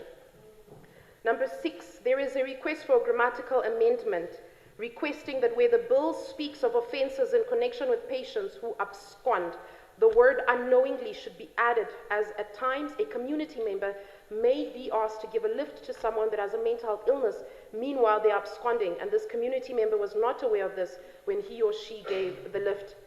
Honourable Speaker, perhaps understanding what the question is, perhaps what would be important to insert there is that a community member may not knowingly provide in the instance that this is a patient that has absconded. Question number 7, is there provision within the bill that within 6 months a mental health implementation plan is published? The bill needs to be implemented in phases and will be implemented in phases. Now, it is important to note that despite the financial implications and due to financial implications as well as available infrastructure, it is important to note that this bill ultimately states where we want to be as a country and where we should be. Now, with that said, we keep well in mind that yes, we need to increase the amount of money that is allocated towards mental health. We agree on that. And there are a lot of changes that must be brought, particularly when it comes to mental health. However, it is noted that once again, this is the desired place where we want to be as a country, and it will be implemented in phases. Number 8, does the bill address interministerial collaboration? Indeed it does, Honourable Speaker. With reference to Section 8, the bill makes provision for the promotion of mental health in collaboration with other sectors. With reference to specific provisions, all health facilities must adopt policies and utilize public health education to promote mental health in all areas of public life. The Minister may conclude an agreement to coordinate and harmonize the exercise of jurisdiction over matters relating to patients within the relevant sector or sectors in which interactions with patients occur, and to secure the consistent applications of the provisions of this Act. In addition to the matters contemplated in subsection 2, an agreement in terms of that subsection must identify and establish the provisions for the management of areas of concurrent jurisdiction, promote cooperation between and training of staff members of the Ministry and staff members of other ministries, offices and agencies pertaining to mental health to enable them to engage or interact with patients in an appropriate manner, regulate the promotion of mental health in various public sectors, and provide for the exchange of information and the protection of confidential information. Number 9, which part of the bill addresses prevention measures as well as health education? This is covered in Section 8. The bill makes provision for the promotion of mental health education and relationship with other sectors. All health facilities must adopt policies and utilize public health education to promote mental health in all areas of public life. The Ministry regulates the promotion of mental health in various public sectors. Number 10, are there plans to digitize the mental health system to ensure alignment with global standards? The Ministry has been actively engaged in the introduction and the implementation of e-health to transform the country's health system and work towards universal health coverage. Therefore, the Ministry has a national e-health strategy, which, although expiring in 2025, this document serves as a guide and roadmap for how information and communication technologies will contribute to health system transformation. This strategy is inclusive, and I wish to highlight that the Ministry is actively engaged with the process of digitizing the healthcare system and not just mental health. So we've received other complaints such as patient records. Why are patient records still on paper? The cards are still being used, the cards get lost, the cards run out of stock. And so there are numerous complaints that require digitization and not just mental health. And therefore, the Ministry is not looking at it in terms of mental health on its own, but is looking at for better efficiency and to allow us to operate in a more effective manner, digitizing the system. The digital health policy has now been finalized and will be launched soon. We are now working on the bill as well. And we would like to note that the actual process of digitizing the system is, we see it in the near future. With the next question, subsection 12, subsection 3 speaks to financial exploitation, and this should be defined. It was noted in response that ordinary words with ordinary meanings do not usually have to be defined, and the words are used in their ordinary dictionary meaning. Therefore, a definition would not be necessary, but once again, this can also be taken up further within committee stage. Section 12, subsection 5 imposes too many bureaucratic reporting mechanisms. Persons should be required to report to one party mentioned. On this point, I agree 100%. Number 12, does the bill make provision for the separation of patients with various conditions? Why do we house patients, for example, with MDD, which is major depressive disorder, and schizophrenia, for example, together? Some conditions may be more severe than others, requiring them to be separated. Honourable Speaker, currently, the separation of patients based on diagnosis of condition severity is limited by inadequate infrastructure and space constraints, which should not be a valid reason per se. The understanding that patients must be separated exists. Now, the mental health unit, as well as the Ministry and all partners, are engaged in efforts to ensure appropriate placement of patients, but very importantly, working to ensure that the infrastructure that we have and that we are now building meets these needs and speaks to the needs that have been echoed in the bill. Multiple patients in the prisons have mental health illnesses. Will any training be provided to offer teaching to officers to know how to handle and work with these particular inmates? The Ministry of Health and Social Services has conducted a series of training for the City of Windhoek Police, Namibian Police, and correctional officers on basic mental health skills, mental health screening, psychological first aid, and managing mental health emergencies, including handling aggressive patients and applying de-escalation techniques. To date, at least 50 City of Windhoek police officers, 150 national police officers, and 75 correctional officers have been trained. Is this enough? No. However, it is important to note that training has commenced in order to ensure that they are well skilled to be able to take care of inmates that may have such conditions. Number 14, will the list of conditions that are classified as mental health illnesses be provided in the regulations? The bill includes in its definition of terms the consideration of the term mental illness, but does not have a definition of a list of conditions that are classified as mental illnesses. The mental health regulations that will be drafted, that are already being drafted, incorporate a list of common mental health illnesses as well as their definitions. It is also important to remember that oftentimes these are changing. There are certain things that were previously considered as mental health conditions which are no longer, and therefore placing them within the Act complicates it, as opposed to placing it in the regulations where it can consistently be amended where necessary according to DSM-5 and others. With that said, number 15, where in the bill does it state the specifications of the new standard that all mental health facilities must adhere to? Honorable Speaker, in responding to this, in section 5 stipulates the minister must, as soon as possible after the commencement of this act in writing, designate a health facility or part of such health facility administered under the auspices of the state as a mental health facility, and that the minister may revoke or vary a designation referred to in subsection 1 at any time. Despite subsection 1, a mental health facility other than a health facility administered under the auspices of the state may provide mental health care. To ensure appropriate standard, the Ministry of Health and Social Services makes reference to the WHO International Health Facility Guidelines. These guidelines are to be followed or adhered to by any country when constructing new health facilities, including mental health facilities. The Ministry of Health and Social Services will also consider including the provisions of the International Health Facility Guidelines in the mental health regulations. Then, Honourable Speaker, the few questions from today. One of the questions mentioned the bill leaving out important conditions like postpartum depression, etc. I believe I answered that question now by stating that no particular conditions are mentioned in the bill, particularly because of the fact that the conditions that are prescribed as mental health conditions are consistently changing based on international classification. And because of that, those are rather listed in regulations as opposed to a bill. With that said, it is also noted a question was posed regarding the minister being responsible for appointing the review boards. This risks the concentration of power with the minister alone, further risks of subjectivity and biases. This has been noted and taken into consideration and can also be taken up once again in committee stage. With that said, Honourable Speaker, Honourable Members, I thank you for the contributions that have been made to the bill. They have been noted, including the recommendations for how we can improve mental health in the country. And because of that, all the contributions have been taken, keeping well in mind that we all have the same goal for mental health in Namibia. Thank you, Honourable Speaker. Thank you. I now put the question that the bill be read a second time. Any objections?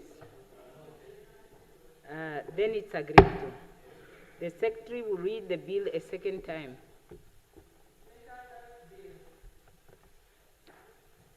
The Secretary will read the third order of the day.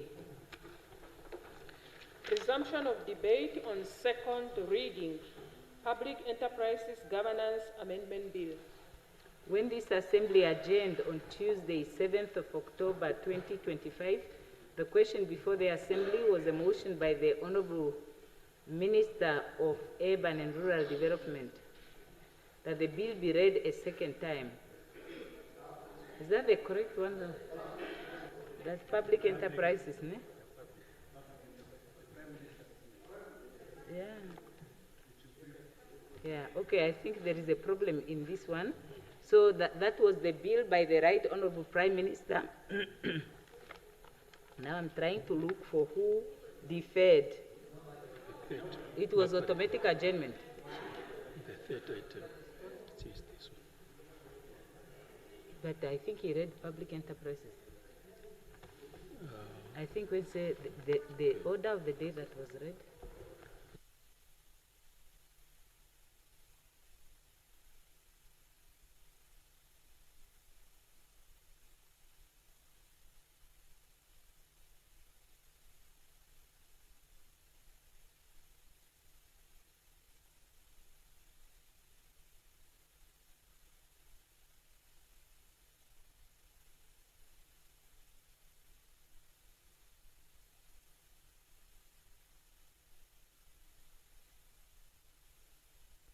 So there was a challenge here with our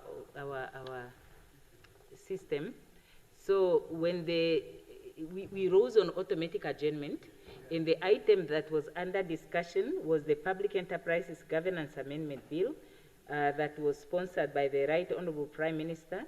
And now we continue with the discussion. Any further discussions on that one? Dr. Aupindi, Honorable Aupindi?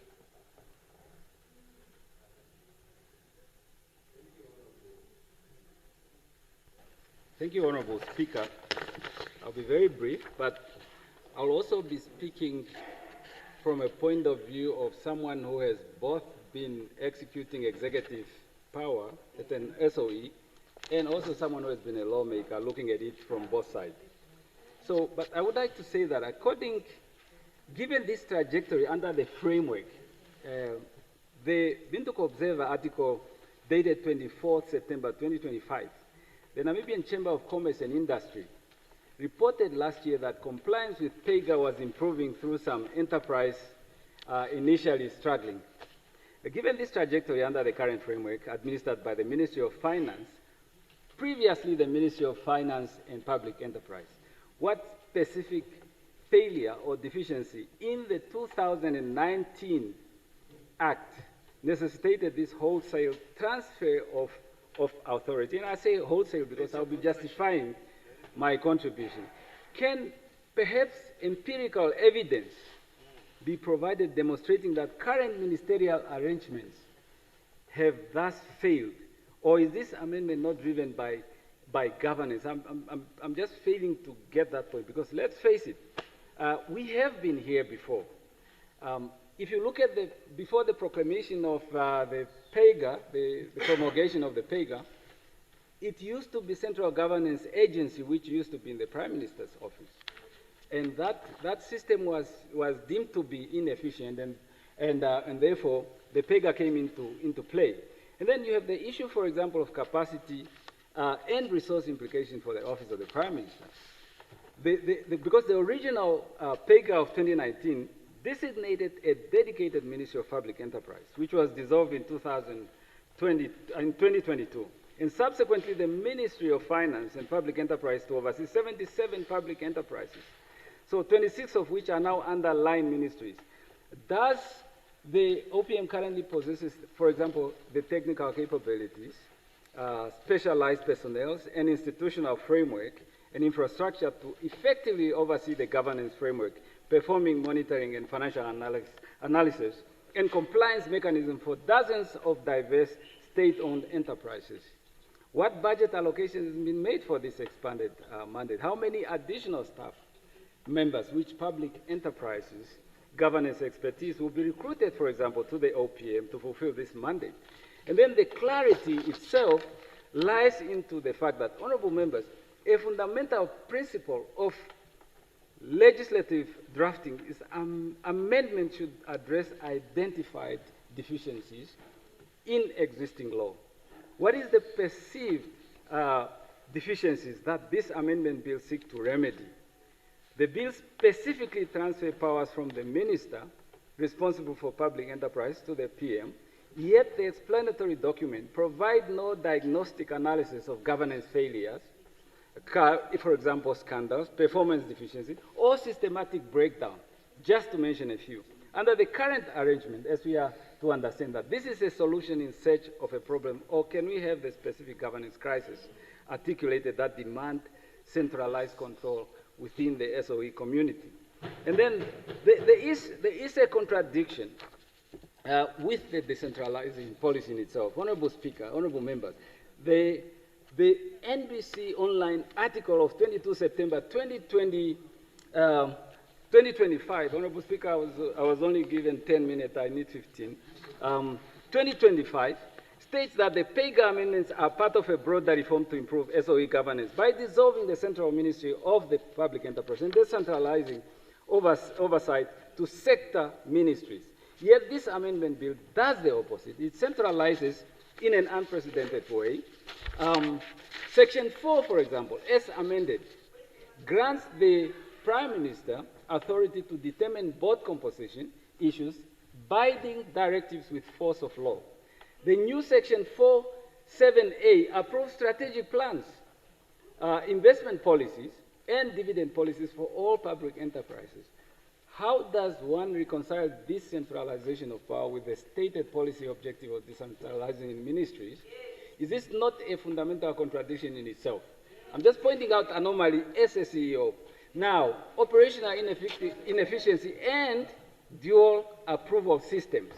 If you look at honorable members, the amendment bill creates cumbersome multi-layered approval processes. For example, Section 21 talks about dividend.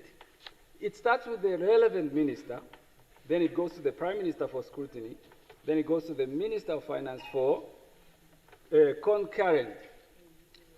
Now, Section 23, 3A, 3B, investment, relevant, it starts with the relevant minister, it goes to the Minister of Finance for concurrency, or if the Minister of Finance is, then it goes to the relevant minister and the Prime Minister for consultation and joint approval.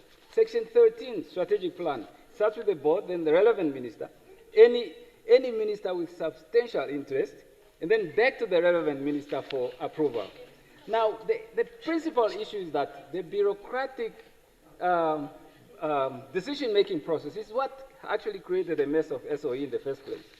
So how will these bureaucratic layers improve efficiency when public enterprise already struggle with delayed decision-making? I could have thought that a comparative analysis is provided showing how long approval currently takes versus projected timelines under this multi-approval system. Will this not paralyze commercial public enterprises competing in dynamic markets where investment decisions must be taken immediately? Now, the legal clarity, again, you have the Right Honourable Prime Minister, and then you have the relevant minister. The two roles are clashing in the bill itself. Honourable members, the amendment bill creates significant ambiguity. One, defining relevant minister as the minister responsible for the sector under which public enterprise primarily operates, Section 1. Number 2, transferring most powers previously held by the minister to the Prime Minister. That's Section 2A. Yet, inserting new Section 4A, giving relevant minister the power to represent the state's ownership interest and approve strategic plan, budgets, and remuneration. These are just really operational ambiguities that I am seeing creating a serious anomaly and therefore creating more bureaucracy and then less performance. So who has for example, who has the ultimate authority when the Prime Minister's directive, for example, under Section 4(1)(e) conflicts with the relevant minister's section in sector-specific judgment under Section 4A(1). The bill provides no hierarchy or dispute resolution mechanism. In practical terms, for example, honourable members, if the Minister of Mines approves a strategic plan for NAMCO, but the Office of the Prime Minister issued a contradictory directive, whose decision prevails then? These are just few anomalies that I'm finding in the draft bill. Now, going forward, honourable members, the new subtitle 7A provides that directive issued must be published in the Gazette, and such directives have the force of law. Now, this could be an extension of legislative processes, but that is, of course, debatable. And then the weakening of a competitive recruitment processes. Honorable members, the original Section 8 required staff members designated by the minister to prepare a comprehensive report with the recommendation based on qualifications, expertise, and suitability for board appointments. However, this amendment, Section 8, replaces this with a vaguely defined recruitment committee, and more alarming, insert new Section 8(1)(a), allowing relevant minister to appoint up to 2 board members without any competitive process for filling vacancies. So these are just, I think, things that are fundamental to good governance. This may not improve good governance when it opens the door to appointments without oversight. So the 2019 Act requirement for competitive assessment was designed to actually ensure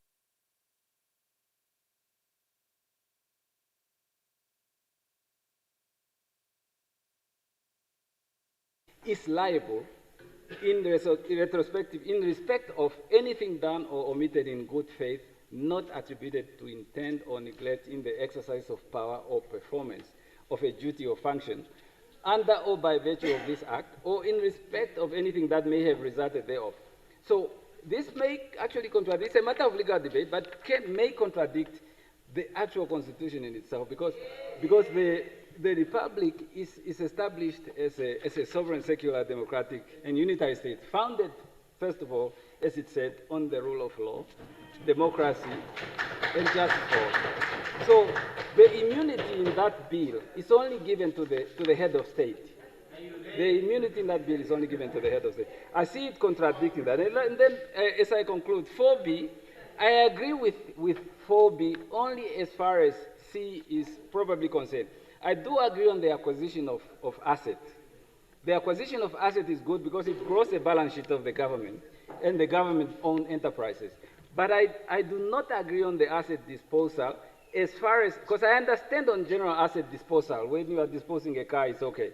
However, if it borders on dissolving of state assets in a form of companies that was formed with money appropriated by the National Assembly and Parliament, then the National Assembly, I think, as the representative, should know. And Air Namibia is a point in time.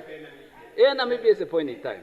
So we need to actually be informed when a serious asset that was appropriated by finances from here is being disposed.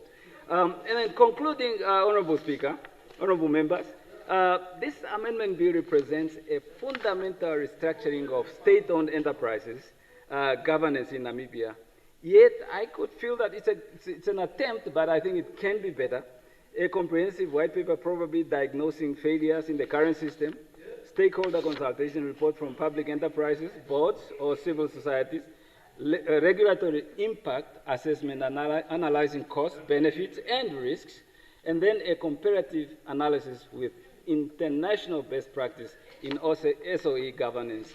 I so submit, and I thank you very much for your attention.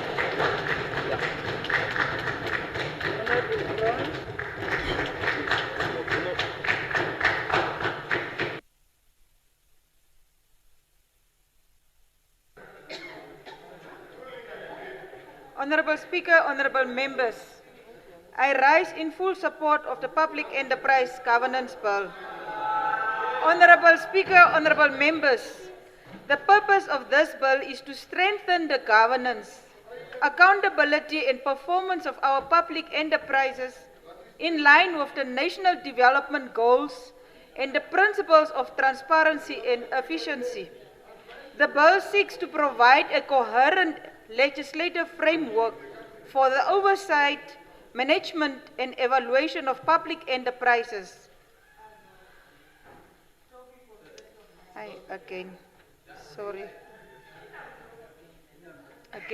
Sorry.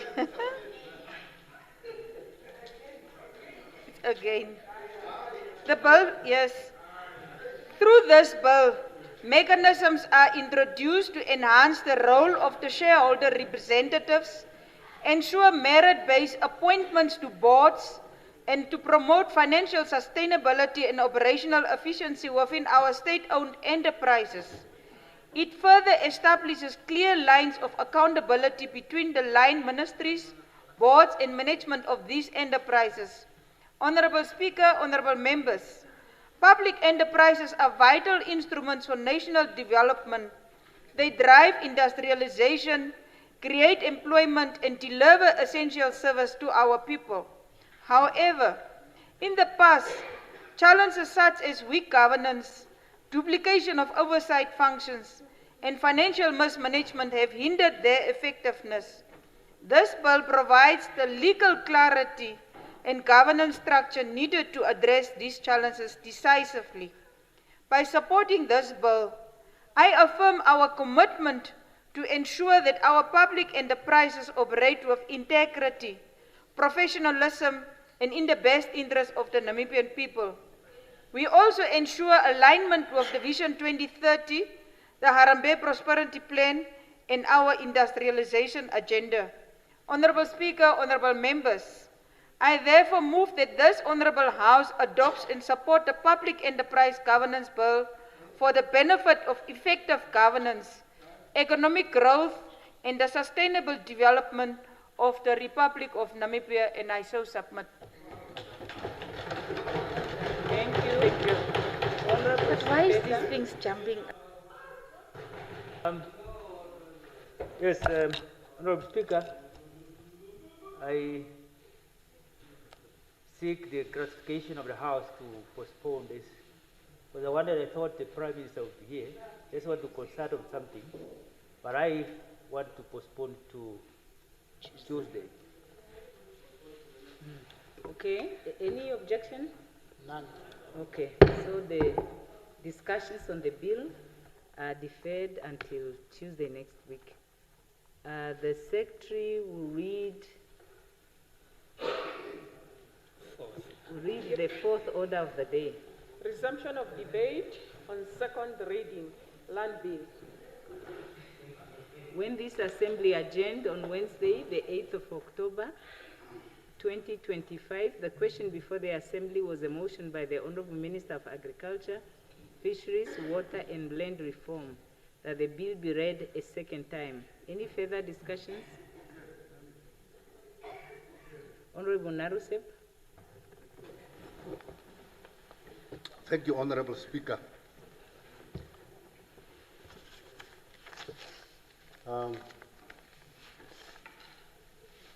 The land issue in Africa, honorable members, and particularly in Namibia, is a very painful experience that our forefathers had to go through. During the pre-colonial times, mind my words, pre-colonial times, folklore has it, and verbal stories that some of us were able to pick up from our elders, who in turn were so appraised by their elders, had a unique story about coexistence on land between our forebears. But there came a time, probably before pre-colonial and with the advent of colonialism, that because of competing demands in the quest to access to land, that people who were normally able to coexist peacefully started to devise ways to fight for access to land. And some were better endowed with weapons from the Europeans, whereas the others were relying on the natural weapons that they were able to defend themselves for centuries. And the history of our fatherland, as distorted as it is presented nowadays does not, in the opinion of so many of us, tell the true story. That is the background that I wanted to sketch, Honorable Speaker, honorable members, before I go to my prepared statement. Now, if we are talking about land and access to land, we must resist the temptation not to be carried away. We must be able to deal with the facts that our forefathers left us with and the state of landlessness that has still today having a big impact in the socio-cycles of our people. Sometimes it's easier to refer to individuals that they are not able to take care of themselves, stereotyping, calling them lazy, subjecting themselves to alcohol abuse. But those kind of terms that we use against one another comes very easy. But there are deep-rooted reasons why certain communities are the way they are today. Now, Honorable Speaker, honorable members, allow me to throw in my 5 cents in the debate surrounding the tabling of the land bill by our Honorable Minister of Land,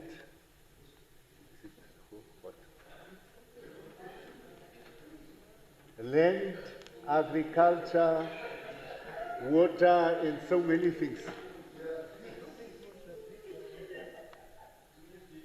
I rise this afternoon to make a contribution to one of our national assets, which is aimed to preserve our land resource, the land bill. I remember very vividly when we were at the Ministry of Land Reform and Resettlement,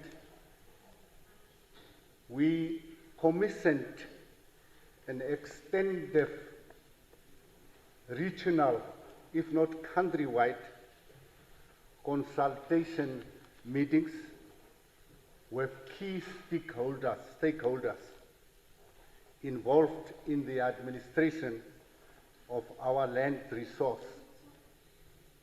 And amongst others, and inevitably so, traditional authorities,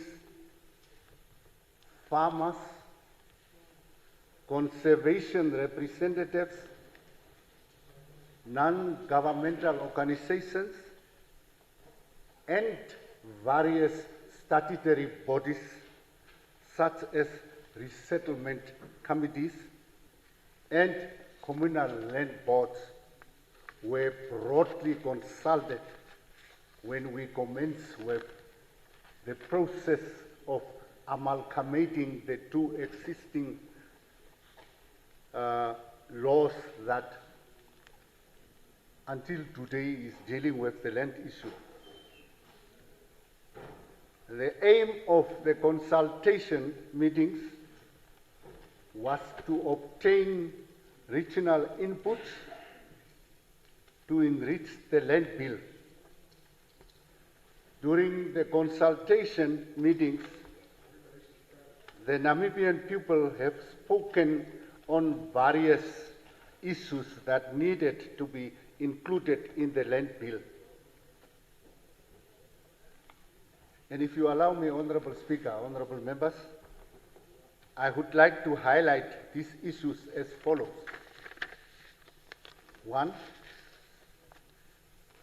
that the traditional authority must continue to administer communal land on behalf of the state, meaning us. And the traditional authority must be the primary allocator of the communal land.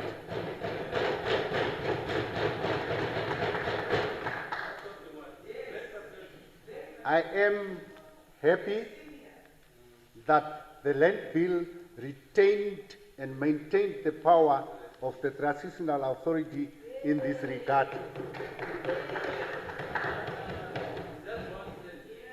To continue managing the communal land on behalf of the state for the benefit of the traditional communities who reside in those areas of their jurisdiction. This, in my opinion, is well covered under Section 22, Section 27, and Section 29 of the Land Bill. I cannot otherwise but to support those provisions. The current Communal Land Reform Act, Act number 5 of 2002, as amended, does not provide for guidance on how right of leaseholds in communal area can be inherited. This was also a topical issue raised during the consultation meetings on the land bill when it was started ab initio. And mind you, I happened to be the minister of that ministry at that point in time. The Namibian people directed that this aspect be covered in the land bill. I am very happy that the inheritance procedures of rights of leasehold is now provided for in the land bill under Section 40. This will reduce land-related conflicts when it comes to inheritance. Yes, I'll give the Honorable Minister 2 more minutes and a half. Is it not because I have... Don't I have 15 minutes? Yeah, no. Yeah. Secretariat. No, I wanted to say, according to the rules... Speaker. According to the rules, okay, I'll come to that point, Honorable Member. According to the rules, the presiding officer may extend the time that is allocated by no more than 5 minutes. So I was recognizing the seniority of the member by giving him half of the time that is available to me. But now he has raised another issue, which is whether the clock was properly set when he started speaking. Yeah, now the Secretariat has to deal with that because he may actually not be out of his time. Yeah, so it was not properly set. Yeah, so, now, okay, so he has some to of do us time. we might be senior, but we are very observant. The clock was not properly adjusted.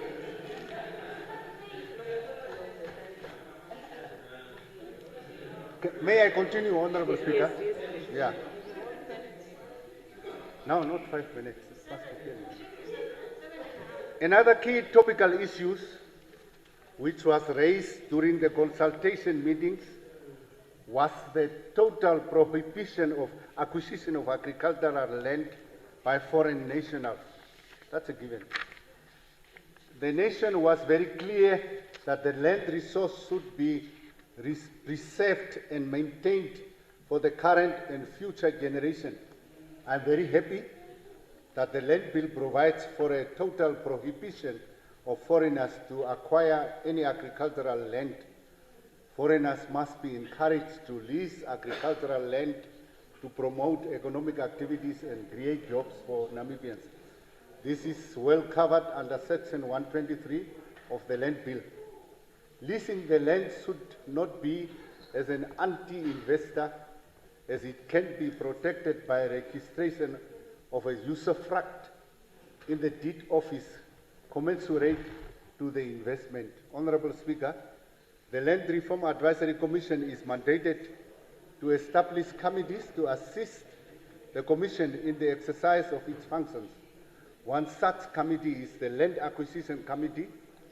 The Land Acquisition Committee dealt with farm assessment and demarcation and makes its recommendation to the Commission. However, another committee called the Subdivision Committee is also in existence. In my view, these two committees deals with the same issue of subdivision of farms. It is my considered view that we should only have one committee which deals with agricultural land subdivision. Currently, I have observed that there are many farms that are subdivided and create small portion of land which is expensive to acquire. When a farm is subdivided into small holding, that farm owner will maximize the profit on acquisition. I call on ourselves, lawmakers, to buy out these farms before they are subdivided for the purpose of land reform and allocate them to previously disadvantaged Namibians. The subdivision of farms should be allowed on the basis of farm productivity and not on the basis of maximizing profit. I am therefore calling for matching and/or harmonization of these two committees to avoid overlapping of functions. A certificate of waiver should also be a requirement for all subdivision of portion of agricultural land. I think that is currently also the case. Honorable Speaker, honorable members, another milestone in the land bill was finally drafted after the conclusion of the second National Land Conference. Amongst others, the conference resolved to review, reform, and harmonize all legal instruments, that is, the Commercial Land Reform Act, Communal Land Reform Act, and the National Resettlement Policy. These legal instruments have been reviewed to accelerate and ensure successful land redistribution program, which is aimed to ensure access to land for previously disadvantaged Namibians and ultimately enhance security of tenure. I am further pleased by the provision of the land bill that enabled the resettled beneficiaries to buy out farms. This is a true security of tenure. Finally, Honorable Speaker, the second National Land Conference directed that different settlement models should be developed to cater for different land needs and aspiration of Namibians, which is well achieved by the Ministry. These models were approved by this Parliament during the review of this resettlement policy in 2023 and are high economic value model, moderate economic model, and low economic value model and are now in place. Similarly, I applaud the Ministry for commencing to address the plight of our generational farm workers. Can now have the 2 minutes that I was offering to round up. Okay, I'm definitely going to round up. Similarly, I applaud the Ministry for commencing to address the plight of generational farm workers and landless people in the, not the movement, landless people in the corridors as amongst the affected communities when it comes to land dispossession in this country. The Ministry ensured that there is a dedicated budget for land acquisition and resettlement for this category of people.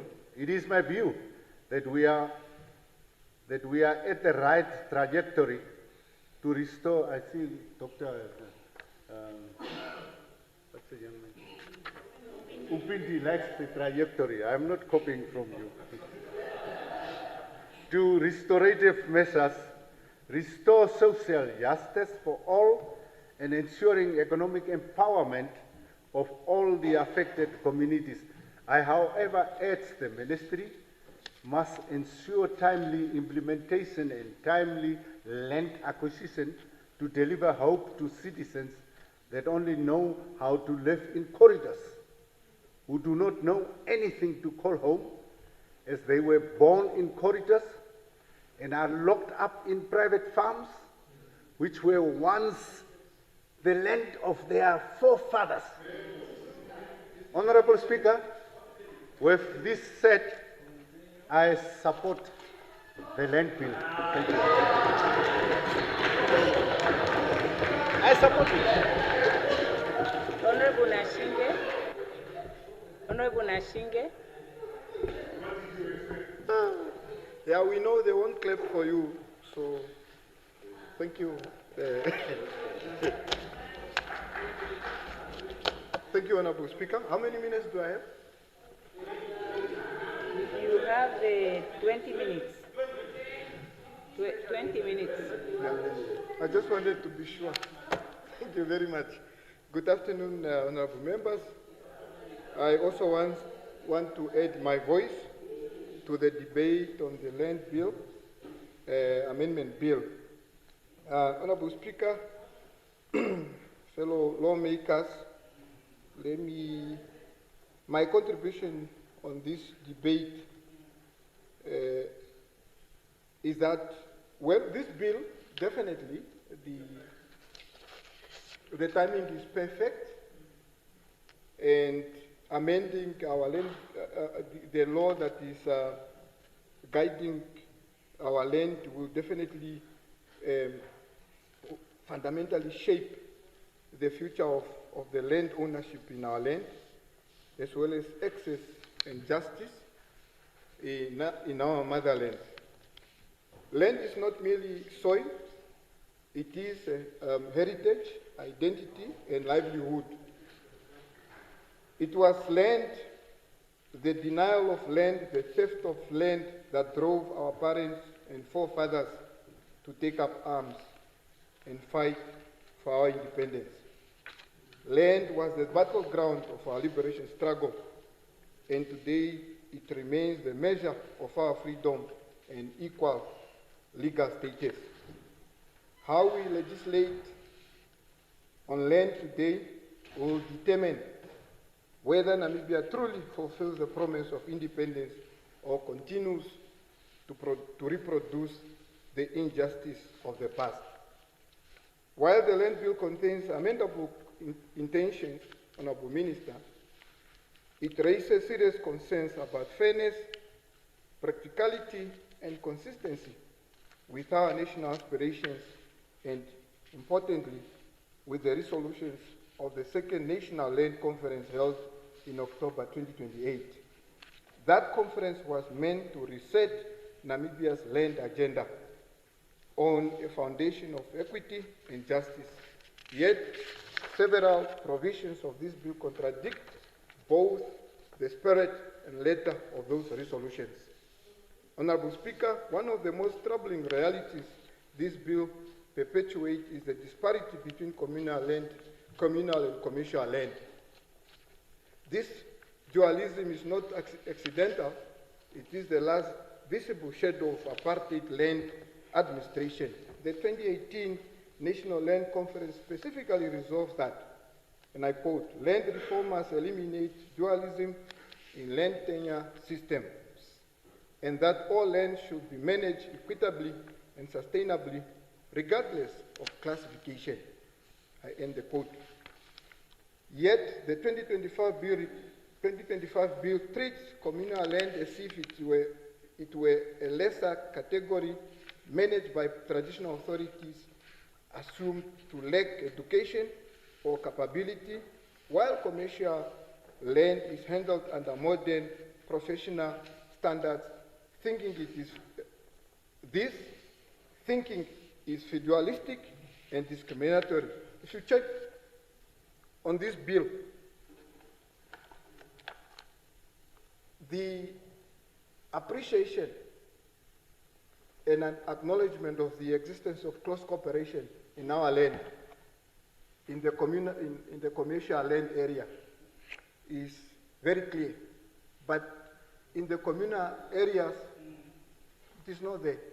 Are we saying our people in communal areas do not want to use the land using the instruments of doing business in our country?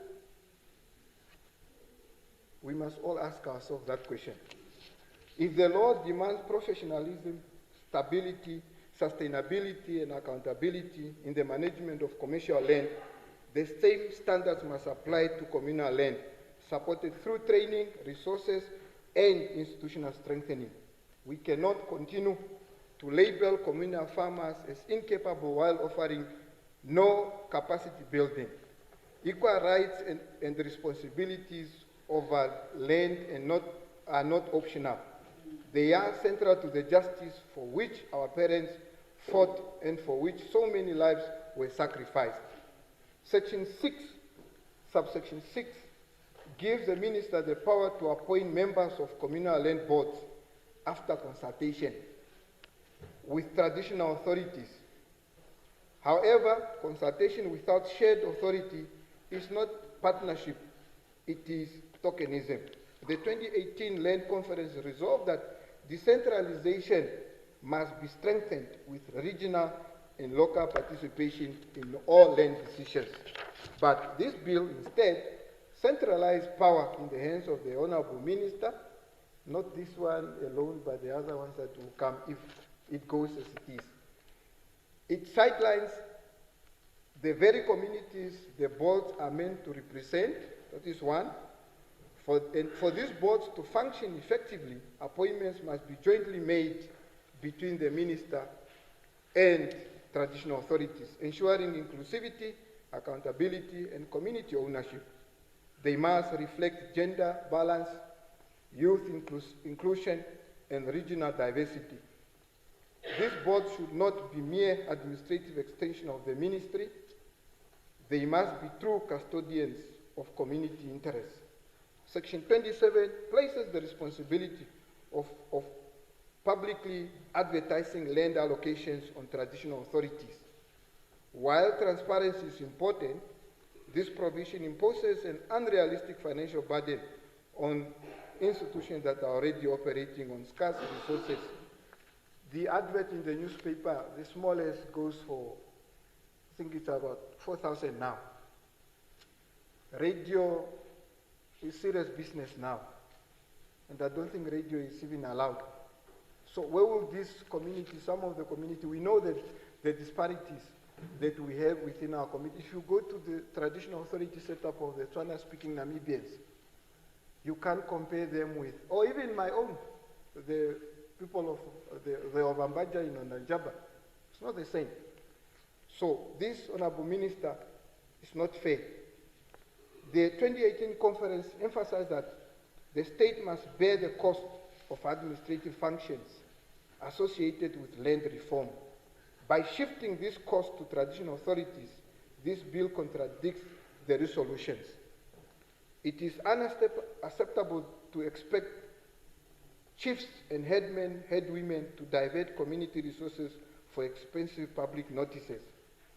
If transparency is the goal, the state must fund these activities and adopt practical community-based solutions such as local radio, village, which now we have, the local radios are only in some how are they called? The community radios, which no longer even get the necessary support. Many have closed down because of funding, but it's a better option. Village meetings and digital government portals. Transparency cannot come at the expense of the very communities it seeks to empower. Section 38, which governs the granting of leaseholds, is equally concerning. Traditional leaders, the rightful custodian of communal land, are not given mandatory consultation rights. Even a courtesy consultation is absent, undermining community participation. While I'm mindful of Article 16 of the Namibian Constitution. This bill remains ambiguous on whether Namibians can freely apply for leaseholds anywhere in the country. This lack of clarity contradicts the 2018 Land Conference resolution, which affirmed that all Namibians have the right to settle anywhere in Namibia. I met a gentleman originally from Rehoboth, who has been living in Ondangwa for the longest, for over 20 years.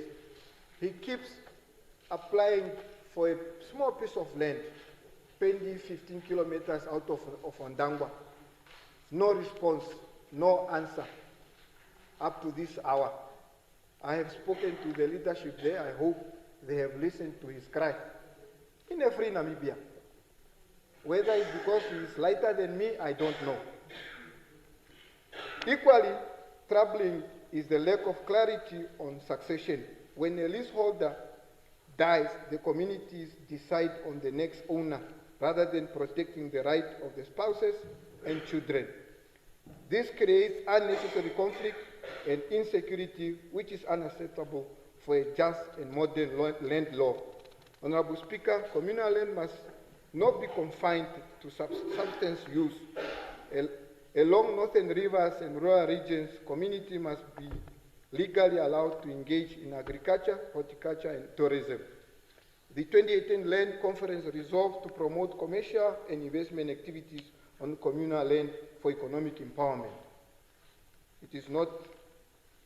This bill is not reflective of that resolution. Yet the bill remains largely silent on this crucial matter.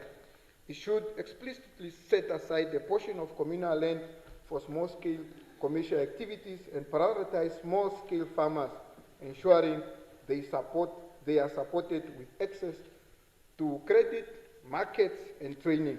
Moreover, the bill should clarify whether individuals can apply for communal land through registered companies, juristic persons, or cooperative bodies rather than solely in their personal names, as a promotion of commercial land often requires collective and cooperative approaches. This approach aligns with the resolution of the Second National Land Conference of October 2018, which emphasized promoting commercial and investment activities on communal land to drive economic empowerment. Furthermore, we must harness modern technology such as digital mapping, precision agriculture, climate-smart irrigation, and renewable energy resolution to ensure that communal landholders are not left behind in the fourth industrial revolution that we are always singing about. Economic empowerment is hollow without access to the right tools, knowledge, and markets. The land registry system should also be modernized, leveraging blockchain technology to enhance transparency and prevent fraud. For further understanding, you can consult our manifesto. This bill centralizes excessive power. This bill centralizes excessive power in the minister, appointments, disputes to appeals, a total contradiction to 2018 resolution calling for independent and transparent land dispute resolution mechanism. Disputes over land must be adjudicated by neutral tribunals, not a tribunal set by political appointees. We can even establish a land ombudsman to address disputes and ensure fair practices. Decision makers must also declare conflict of interest, and all process must be transparent. Terms such as abandoned and underutilized land remain undefined, leaving room for arbitrary expropriation.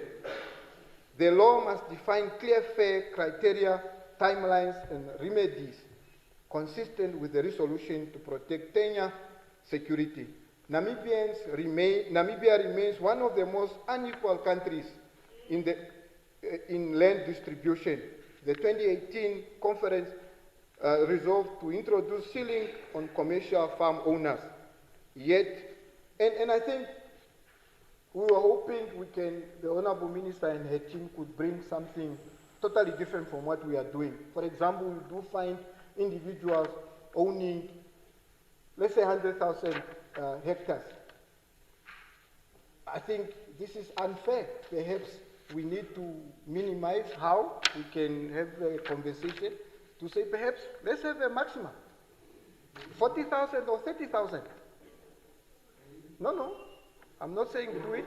I'm sharing how I feel, so that at the end of the day, all of us are able to share this gift that our Creator has given us. Yet, this bill avoids setting any maximum holdings. It also treats foreigners and Namibians equally for a long-term lease of 99 years, contrary to the principle of protecting citizens' access. A fair system would limit lease duration for foreigners at least for 25, 35, or 50 years, with strict review, while halting pre-enactment sales to prevent speculation. Progressive land taxes or maximum ownership thresholds should also be introduced to ensure equity. Disparities among traditional authorities in culture, wealth, or opportunity persist. Some have fishing quotas. I can mention names if the Speaker does not mind. Or tourism rights, those living in communal conservancies. Others are marginalized. I don't have anything in Okalongo. The bill must ensure equitable access for all Namibians, regardless of region or culture. An annual land audit is essential. It must publicly record ownership, availability, and utilization. Honorable Minister, we would want to know how many Namibians from the previously disadvantaged groups are resettled. Men, women, young, old. How many?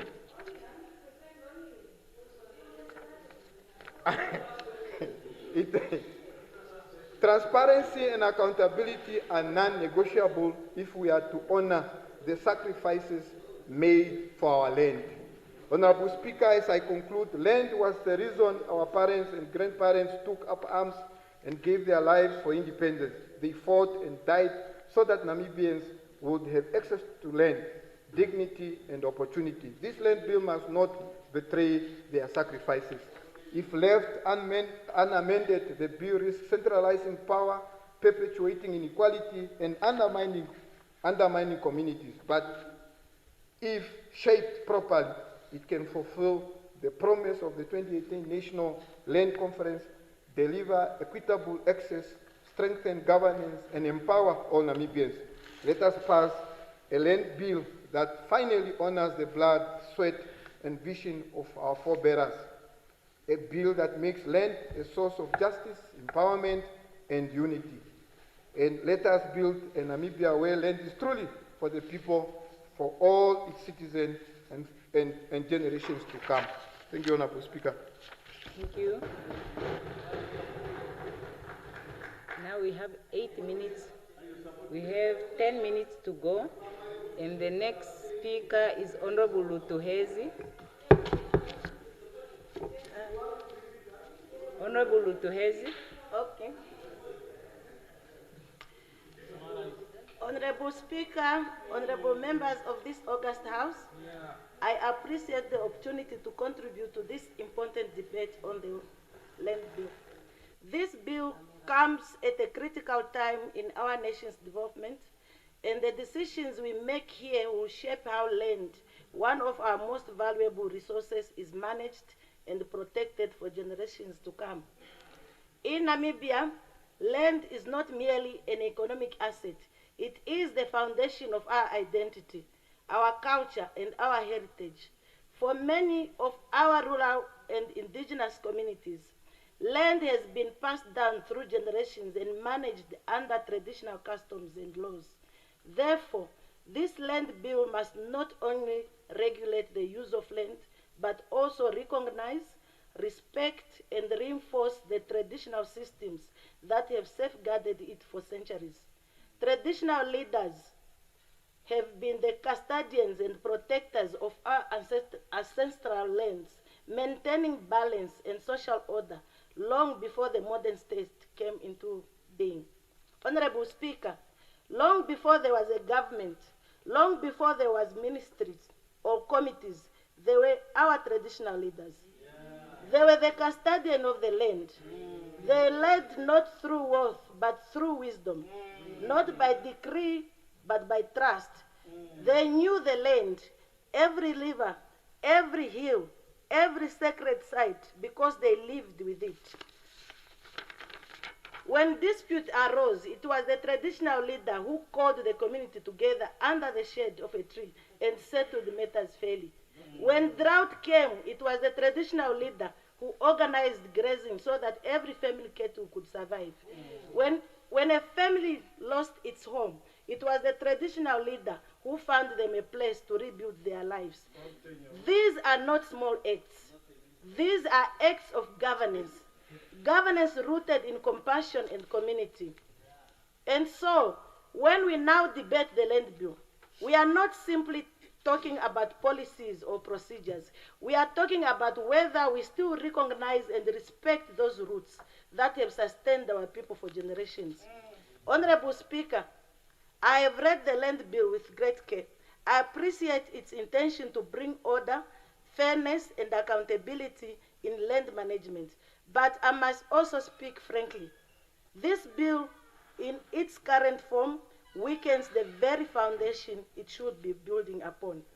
Section 37 requires applicants to seek consent from traditional authorities, but then Section 36 gives that the same power to the Land Committee. The final decision, Honorable Speaker, rests not with the community that lives on the land, not with the custodians who knows it, but with the minister.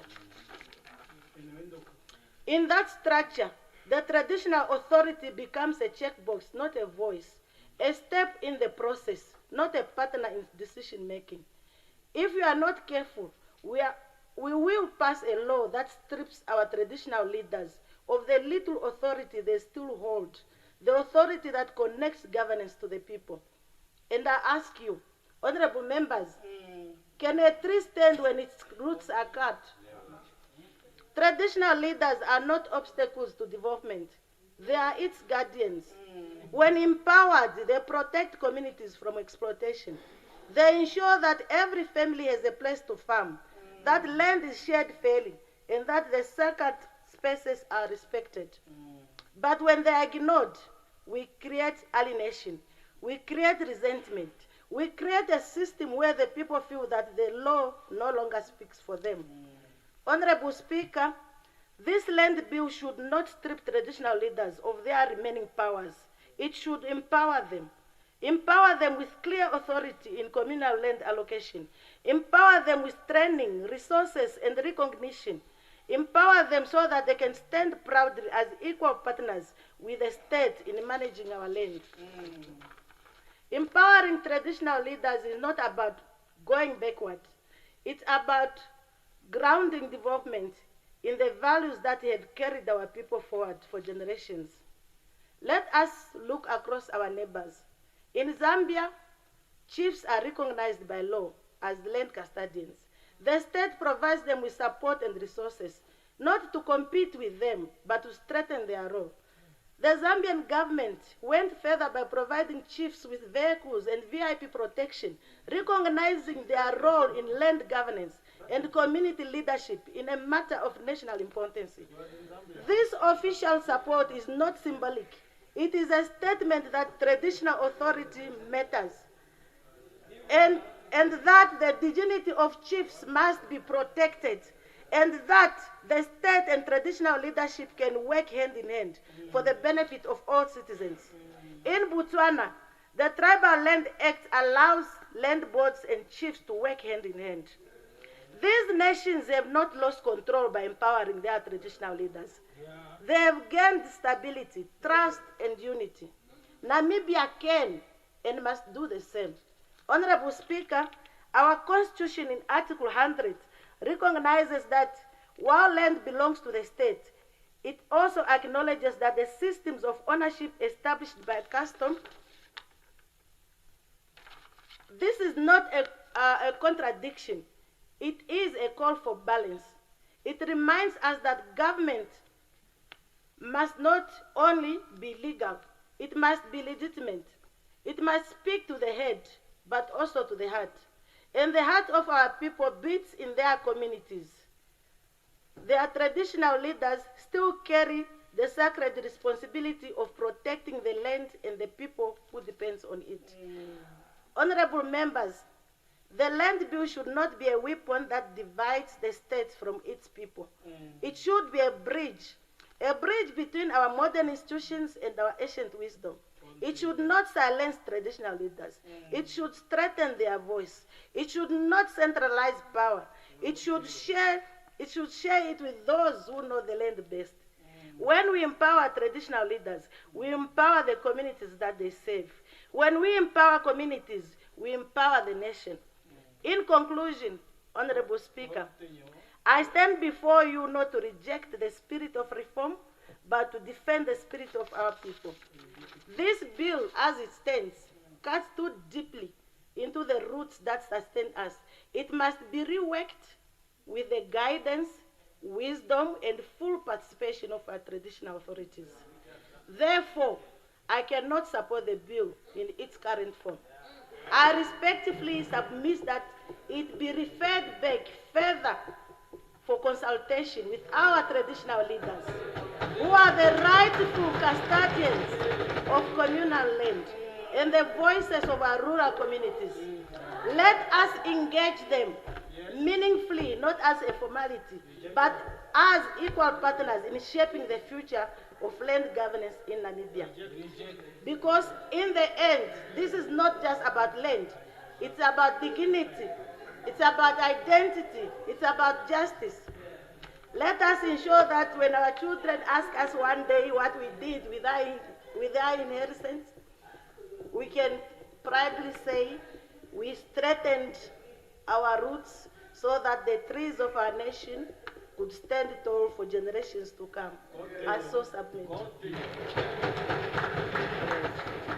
Honorable members, we now only have about 3 minutes left, and the honorable member is advised to maybe adjourn the debate until the next day, until the next sitting day. Yes. Thank you very much, Honorable Speaker. I seek the indulgence of the House to adjourn the debate to Tuesday, the 11th of November, for me to make my meaningful contribution. Thank you. Yes. Is it agreed to defer the? Is it agreed to defer the discussion until Tuesday? No contribution on Thursday? No, there are other members who had asked for the floor, and I have to find out whether there is anyone that would like to speak tomorrow, if we are going to adjourn. Eh?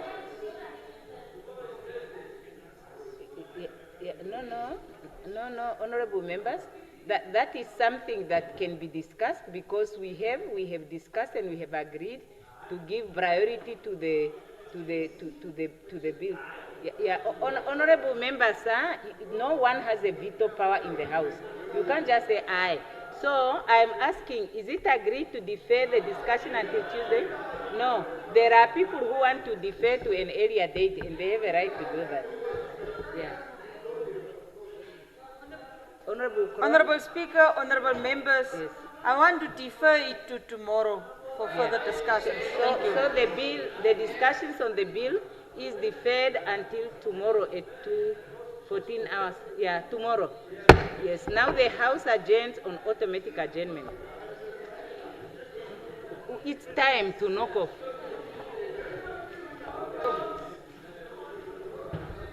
This is also important.